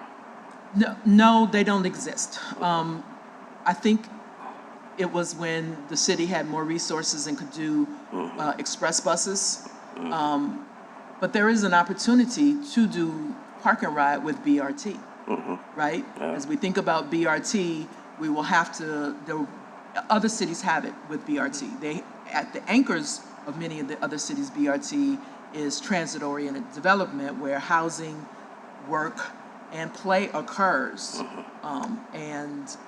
So there's plenty of opportunity to explore that through the BRT. As we're improving the service in New Orleans East, if there's an opportunity to do park and ride. But we don't own land in New Orleans East. Unless the city has land that we can use. We have on the West Bank, we have an agreement with the city. The city owns the property for the Algiers Park and Ride. And there's an agreement that the RTA maintains it until we figure out what to do. But there's no, it must have been just at the plaza, an agreement at the Plaza Shopping Center, how the park and ride happened. Yeah, it was probably an agreement, and it was branded, and it had security on site, during the day to monitor the cars. But obviously in New Orleans East, we have no shortage of land, so I think there are some opportunities, to be innovative there. And then finally, one question that I get asked often that I don't have the answer to when I go to neighborhood association meetings is around trash cans at bus stops. So is that something that RTA installs at bus stops, or tell me, how does that work? Typically the city. Okay. The trash cans that are black and city branded and have the open top, those are city. Okay. RTA, when asked, will have trash cans, we have, in the last year or two, we've formed a bus stop maintenance crew. And that bus stop maintenance crew goes out and makes sure, attempts to pick up the trash, right? They'll do our trash. If there's a problem, they'll work with the city. And sometimes if it's just that bad, they'll just clean it up. Yeah, and that might be an opportunity too, where the city and RTA can put our heads together and figure out how we can partner as we look to abate litter throughout District E and certainly throughout our entire city. We agree. So let me just thank both of you for your work. Please consider me a partner and I definitely look forward to our engagement in District E. Yep, my team knows that they need to quickly schedule meetings so that we can talk details. Great. Thank you so much. Thank you, Chairman. Thank you, Councilmember Hughes. Councilmember Harris. Hi, just quickly, how are you? You know I'm going to ask about bus shelters, which you touched upon, but in District B, we need them everywhere, Gerttown, Central City, all the places. I see these kids standing out in weather, especially on days like today where it pours down rain and they're trying to find shelter and they can't. So what is the timeline on rolling out these shelters? So we have to get the grant first. Okay. The one that you keep asking about. Yeah. One in front, the Mardi Gras Indian Council, right? The problem with that shelter is there's not, again, it's the city, we have to work quickly with DPW as well, because there's not enough room between the sidewalk and the street to put the shelter. And so either we need to, where that occurs, we need to have the city change their street standard to do a bump out when they're doing their construction work. I would love to get to the point where a lot of other cities are between the DPW and the public transit, where DPW lays all the infrastructure and the ADA and all those things, and then the transit agency just plops the shelter down. And that's what I think is what good government and efficiency will look like. My daughter lives in Minneapolis, and they only do construction a couple of times in the year. Right? They got to get it done in the summer, and you see that level of efficiency happening. Yeah, I mean, you see it in other cities as well. And look, we need to get all of our agencies together. There is a good opportunity for that at the River District, which is, they're literally brand new streets that are transit oriented. So if you haven't reached out to Todd and that team on the infrastructure piece and where you might locate bus stops, I think now's a good time to do it before anything is really built there. Yep, make sure our team reaches out there. But back to the Mardi Gras Indian Council area, I think they even were going to donate the land in order to put like a bus stop there. So let's revisit that offline. Okay. I do want to ask about Mardi Gras and the impact of Mardi Gras on the streetcar lines. My dear neighbor, who I'm recommending to your advisory council, takes the streetcar every day from uptown to downtown, goes to Rouse's, takes it back up. But I know during Mardi Gras, when all the Chads are out blocking everything, it's hard to get the streetcars through. So how are you coordinating with the city in order to remove those barriers so that transit can happen? So we communicate often with the city on special events. And so with that specific example, particularly this year, the crowd had already happened. And then I was asked to resume service to get rid of the crowd. That was a safety issue. So our team coordinates and participates in all the Mardi Gras coordinating, special events coordinating. I think this is an issue. I think we talked about more and better coordination with enforcement. Yeah. Right, and I think that is probably step number one. Even though we do have that coordination, I think probably more frequent coordination on the enforcement side, earlier coordination every single day to make sure that those tracks are not blocked. I almost think that you need to work out with the NRPD to have an officer ride on the streetcars so that they can get off and tell these people to move because they're impeding normal traffic and transit that people rely upon to get to their jobs. This is not like this is just for the tourists. This is real transportation that really gets people to where they need to go. Yeah, and particularly since during that time there's more people, more enforcement folks, so that's a great idea. We'll surface it. That'd be great. The other thing I want to talk about is, especially in the Bio District, I know there's been discussion about how do we connect RTA with Jefferson Parish and getting out to the hospitals and getting workers back and forth between the hospitals. What is your plan right now for that coordination? Is there any coordination happening specifically around bus passes and making sure that Jefferson Parish can take our bus passes, vice versa? So the app right now, Jefferson Parish, we do share the technology for the bus passes. And there is a regional ride that currently exists. We currently go out into Elmwood, right? I just want to there's this conversation that we're not regional. but we currently go into Elmwood. That's the furthest the agency has ever gone. And we currently go to the airport, and we currently go to Nunez Community College. We coordinate with Jefferson Parish on a regular basis. Our planners talk to their planners to make sure schedules are matching up. As it relates to the bio districts, we are in conversation with the bio district about some of the funds that they have and some of the improvements that they want to make. And so we can definitely have a conversation with the three of us to make sure whatever it is that they're asking for gets done. Okay, that'd be great. And again, I think that's just another matter of scheduling that conversation. I know that the Bio District in particular is looking at smart shelters, having places where you can charge phones like other cities while you wait for a bus. And I think that's really important. I also think that making sure that the shelters are eco-friendly and having solar, if that's a possibility on some of them, so that people can utilize technology while they're waiting for the bus. Yep, I think one of the, several of them have been solar. The challenge is. I know. Yeah. No, the theft. The thefts of the solar. Yeah, well, that goes back to Councilmember Green and I are on top of these people who take in scrap metal illegally. Right. So that's all the questions I have. Thank you. That's another example of why those people who are taking those products need to be more diligent. They're hurting the city.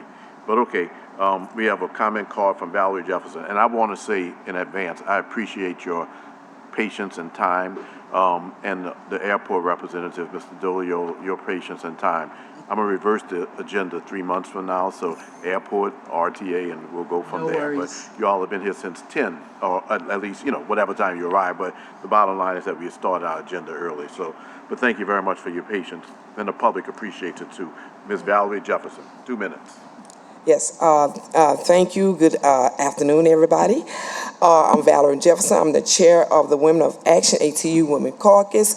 We are advocate for women that's in transit. We are employees at our TA. We have launched a survey that's the riders and drivers relationship. We also started a study in air equity in transit. Quality of air around transit in New Orleans. And we really appreciate and thank you for your advice and your recommendation. I'm about to say Sister Harris, but City Councilman Harris. And also the Chair of Transportation, thank you for your support. And also your commitment for quality air around transit. We want to also thank the, excuse me, we also want to thank the Mayor Office, Deputy Mayor Renee LeBron, City Councilman Amy, City Councilman Jason, City Councilman Eugene, City Councilman Leslie, and also the LSU Environment Health Department. Please forgive me because the last name I get tongue-tied, so it's easy for city. I do respect everyone on the City Council. We also want to recognize the organizations and the coalition groups that's joined us in this effort. We're still waiting on, and I'm sure that she have us on her planning schedule. Our main piece of this study, the RTA, our Miss Hankins. So we just want you all to know that we are here, and this study is about transit air quality around transit. Thank you. Thank you very much. I appreciate your comments. And before we close, I want to thank the RTA for recognizing Mr. Sawyer, the first black bus driver. And I want to thank Mr. Patterson, who actually wrote the article. I'll say professionally, well, I'm going to say thank you, writing the article, but it kind of reminds us of what we've come through as a city, and it also encourages us to recognize that a lot of progress has been made. But appreciate the RTA for doing that. And once again, thank you for your patience in the presentation. And once again, I'm being redundant about this. I want to remind the public that everything you saw today is online. Just go to City Council, go to Agenda, View Agenda, and you can click on to what you just saw. Thank you. I appreciate your work. Thank you for having us. You're welcome. Your next agenda item Councilmember Green is the update on the project's impacts of partial government shutdown on TSA employees at the Louis Armstrong New Orleans International Airport. We have Kevin Delio and the Director of Aviation. Thank you very much. I appreciate you being here. I just saw an article from someone who said that they went to the airport and they had a flight and got out with not much trouble. So that's a whole lot different from the headline and pictures of last week. So I know a lot of work went on behind the scenes that you'll tell us about. Yes. But Mr. Dolio, if you could introduce who's with you at the table, I appreciate that. I will, and thank you for the invitation to come today. I'm Kevin Dolio, the Director of Aviation at the Louis Armstrong New Orleans International Airport. And I have with me today, to my left, is Aaron Burns, the Deputy Director for Customer Experience, Marketing, and Communications. To my right, next to me, Walter Kragowski is Deputy Director of Operations and Maintenance. And to his right is Michelle Allenhart, Deputy Director of Legal Affairs, and our General Counsel. I'm going to take you through, I know, the updates on construction projects and then the TSA situation. I'm going to take you quickly through some air service discussion too, just a couple slides, because I know air service comes up from time to time, and then move into the construction projects that are ongoing, and then speak to the TSA situation. But first slide, just couldn't help myself but showing again the fact that for the 5th year in a row, we've been selected or voted on as through surveys of users of airports as the best airport in North America and in our category of airports, our size of airports. And with that, we've also been inducted into the ACI World Director General's Role of Excellence. Congratulations. And, so 5 years in a row, North America, but the Director General's Role of Excellence is more of an international affair. We went in with 5 airports this year. Only one of the others is a North American airport. The others are from around the world. So we're in good company worldwide in terms of the airport and the operation there. And don't ever hesitate to bring the good news. I insist that the good news be made part of the public record. Okay, great. So here's a slide, seeing I use in presentations I give all the time, just to remind folks that we have a pretty large catchment area. An airport's catchment area is the region that it draws its traffic from or its passengers from. We're the largest airport within 350 miles of us. And we draw from as far east as Mobile, as far north as Jackson, Mississippi, and as far west as just about to Lake Charles, Louisiana, is our catchment area. Anything in a 3-hour driving radius, we capture a lot of it.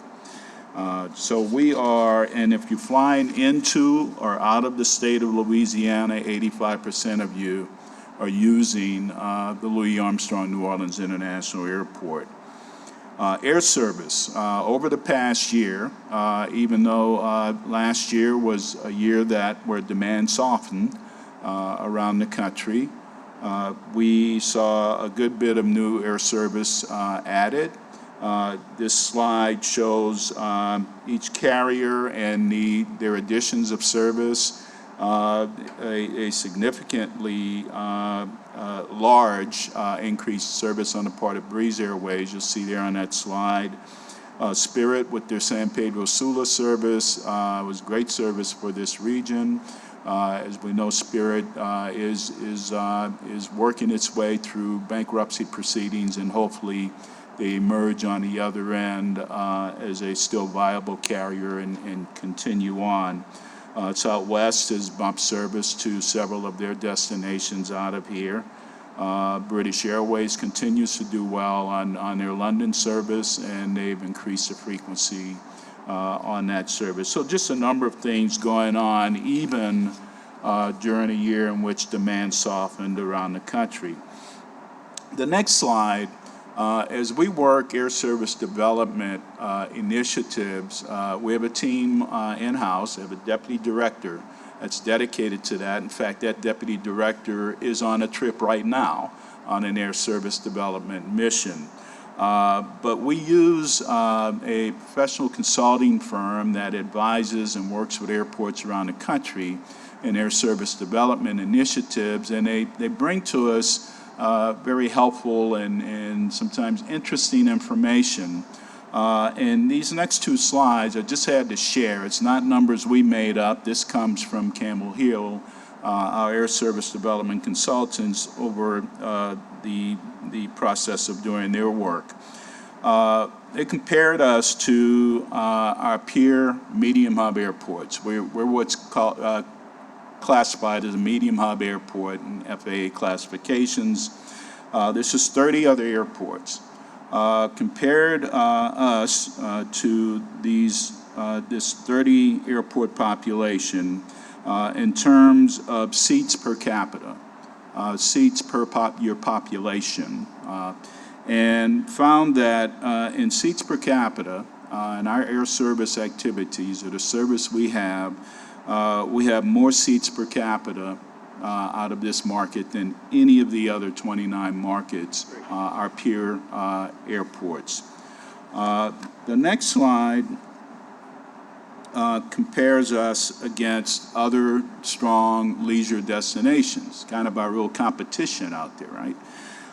And this is a mix of large hub, medium hub, and small hub airports.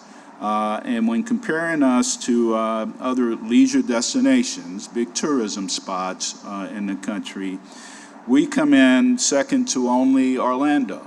And who can beat Disney World? But we come in second only to Orlando in the seats per capita out of this market. So we have very strong air service out of this market, and that's a testament to this market and the strength of it. And that will continue. And we continue working hard to bring more air service to this market. As I just indicated, our folks are off on an air service development trip right now.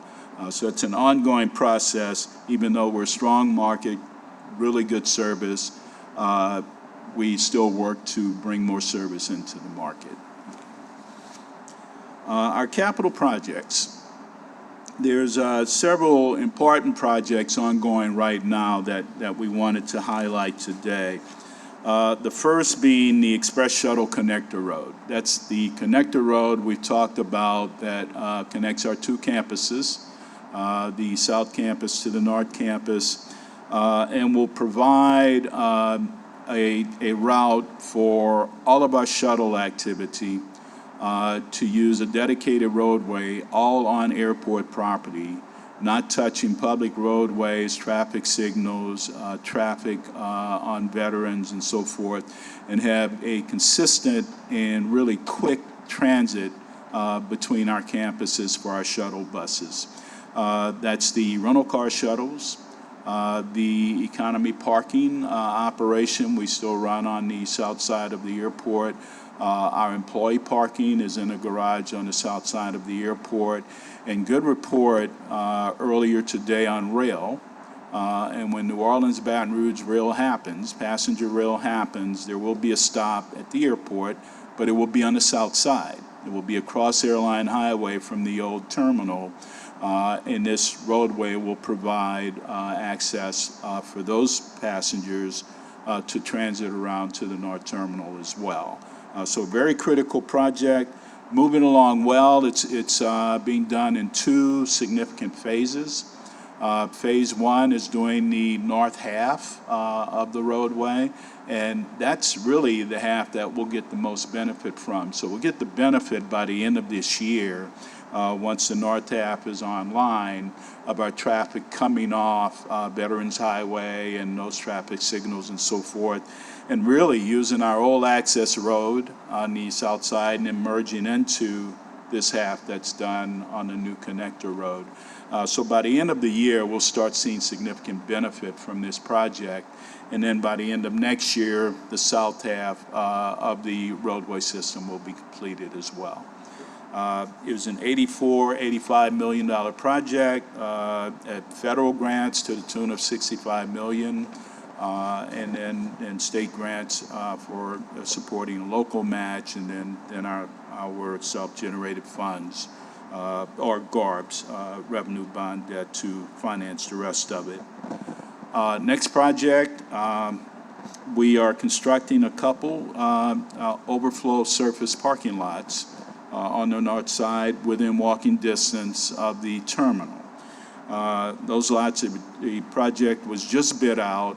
It's just been awarded. Contracts are running through the contracting signing process now. So that company should be on board soon. It's about a 9-month process to complete the project. So by early '27, we expect to have those surface lots on hand, and we'll provide another 380 spaces overall to our overall parking inventory near the terminal. You said by early '27? By early '27. Completion, good. All right. Yeah. Good. It's next project, a very, very critical project, both from a safety perspective and capacity perspective, is the runway 220. That's our east-west runway, keel rehabilitation. It's really a full depth removal and replacement of the keel section of the runway, which is the center two panels of the runway. That's the portion that takes the pounding all the time for the full length of the runway. It's very critical in that runways, every so often, it's usually about a 20-year cycle.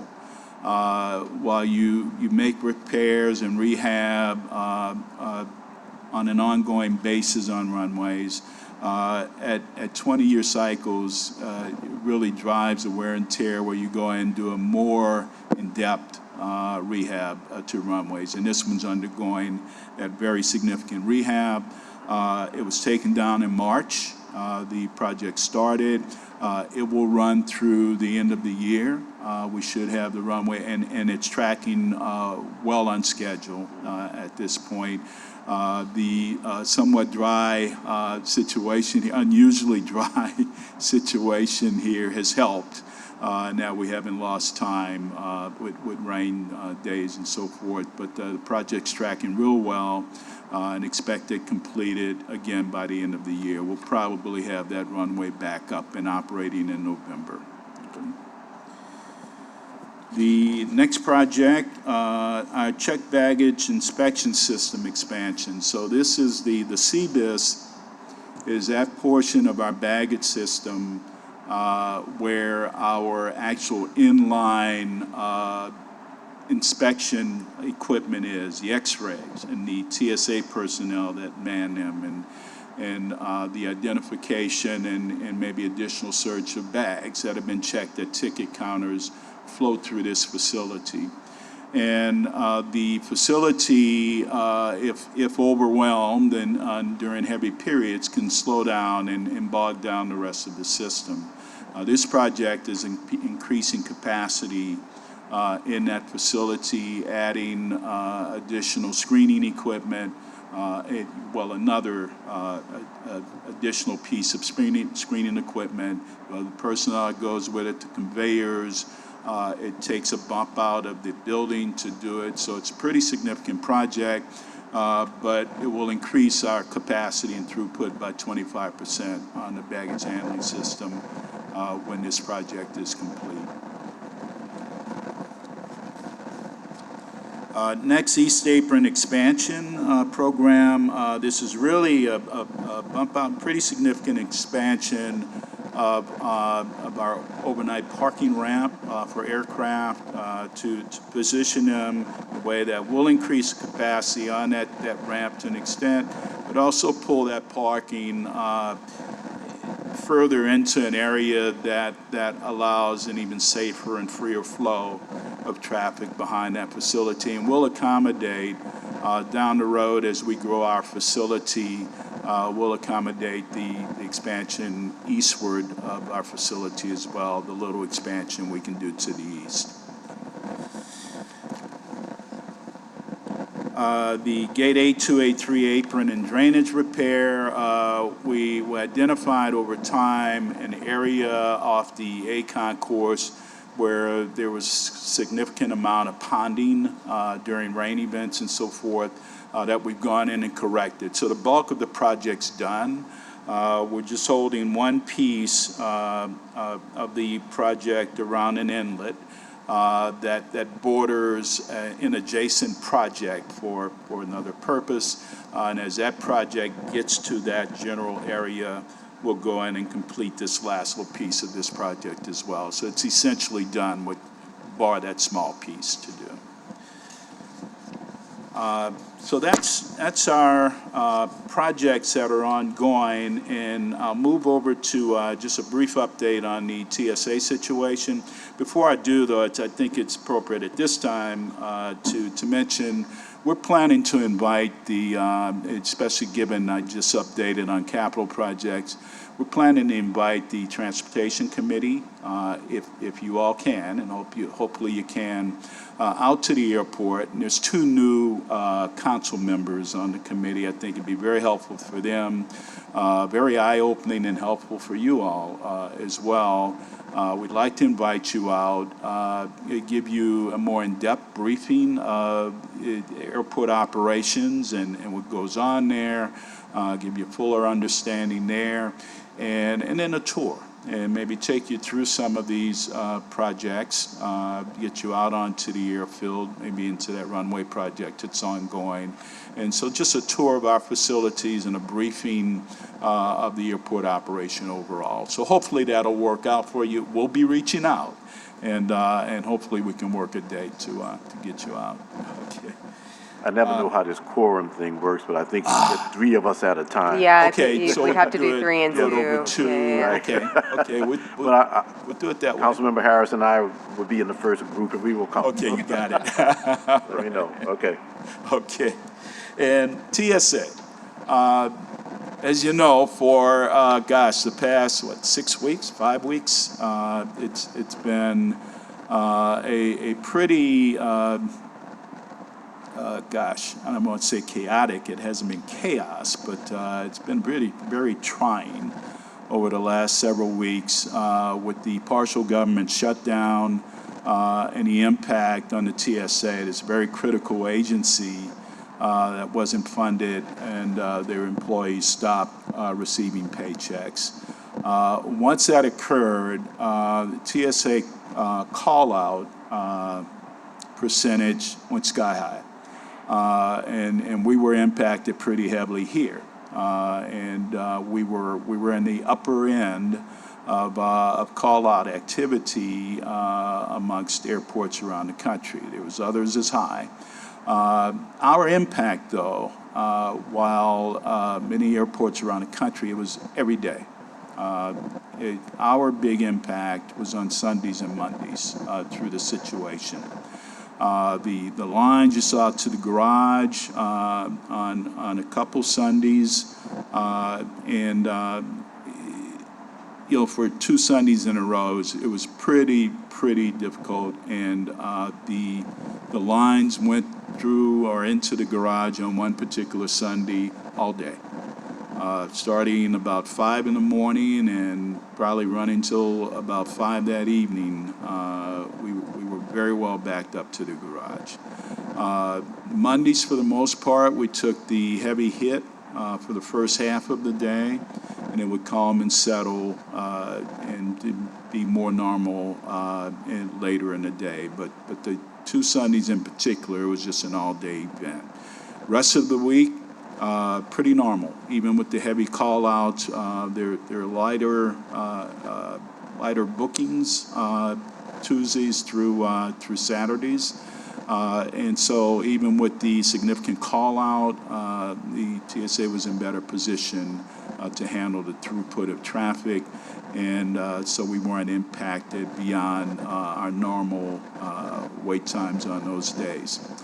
So fast forward to Monday of this week, TSA employees all received back paychecks, so they've been caught up. They've been caught up through executive action on the part of the president not being affected. So that's done. Call-out times have kind of quickly gone back to close to normal.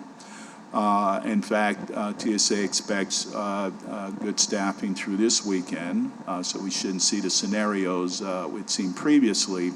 We're back in the mode going into this weekend of recommending our normal recommendation of arriving at the airport 2 hours ahead of time. So we've kind of marked back into that. We're back into a more normal mode, but that funding that took care of all of the back pay issues isn't clear going forward, how they'll be paid going forward. Hopefully it continues. But I did get word, we did get word out of an industry source communicating, I guess, with the industry yesterday, late afternoon, that there is a movement in Congress where there seems to be some agreement moving forward between the House and Senate on ongoing funding for DHS. Department of Homeland Security, that will take care of TSA, FEMA, other agencies, and so forth. And even though Congress is on recess, there's potentially a way to get it moved and done quickly. So hopefully that moves as the initial report indicates. The real potential's there for it. So, of course, we'll be monitoring very closely and hope that moves through to a successful resolution. So with that, I don't think I've missed anything. That's essentially the situation with TSA, the impact it had locally, and of course, we were in the mix with the rest of the nation and very significant impact in airports. Thank you very much for sharing that information. Actually, I should almost keep you all at the end of the meeting so you end us with all of this good news. That's a good thing. So maybe I'll tell you to come at 12 and close it out. But the bottom line is I want to thank you. I do want to ask you one question relative to regional cooperation. It was good to see, as we talked about the master plan, that there's regional support for it. Could you talk about your relationships, the relationship between Jefferson Parish, Kenner, for example, New Orleans, St. Charles? Because a lot of people don't know that cooperation has to exist for some of this work to be done. It has and has for some time, and you're absolutely right, particularly with the city of Kenner. We're located in the city of Kenner, and with St. Charles Parish. Both Kenner and St. Charles have a seat on our board, and that goes back, 20, 30 years. But more recently, as we work to continue developing the airport, of course, they have a voice on the board, but we also interact on a regular basis with Kenner and St. Charles Parish. Have a really good working relationship with the mayor of Kenner and his staff, and there's no hesitancy between us or them in communicating a concern or even a good update back and forth between our offices. So that's ongoing, and they're of course involved along with Jefferson Parish in any significant development at the airport. We coordinate our activities with them. St. Charles Parish, I brief on a regular basis. That's standing briefings to their council twice a year? Once a year. Once a year, which has been in place for a number of years.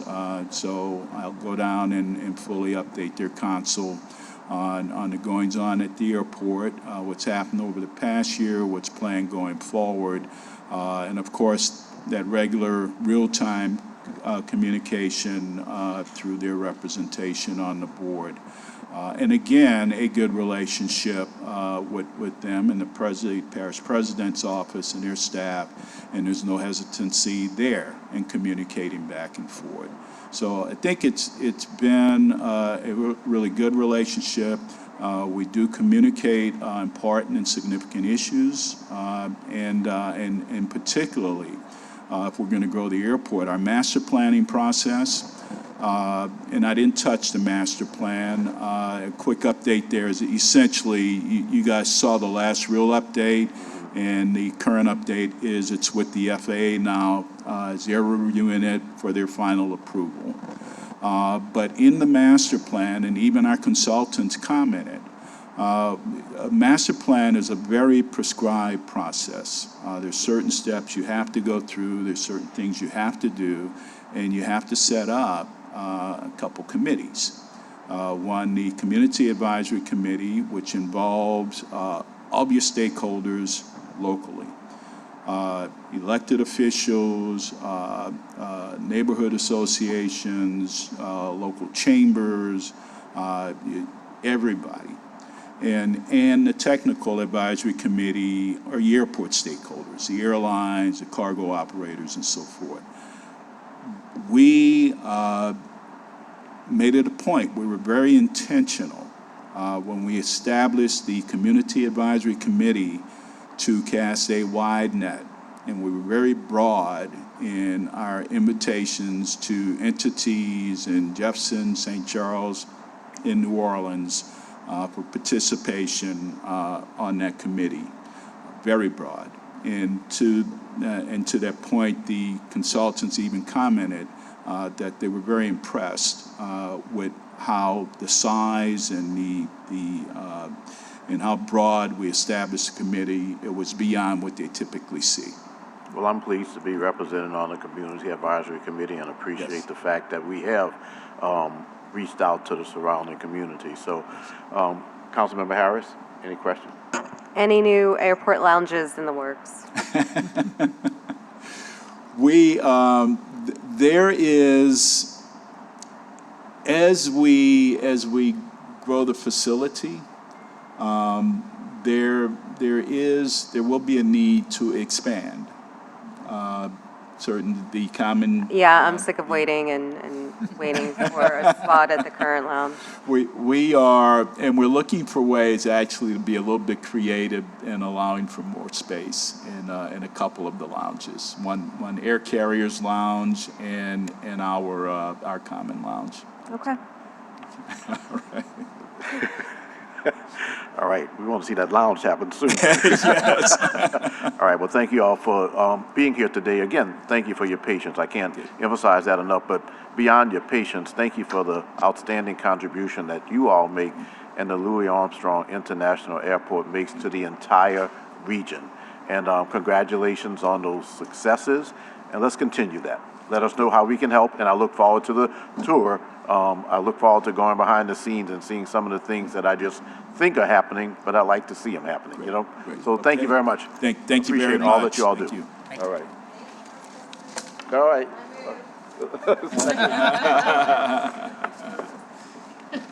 All right, see you later. Go ahead, sir. One more, baby. Do something with it. Would you like to do like a video, kind of like of the airport? just a recap of the whole day? Like, Sure. not too long, maybe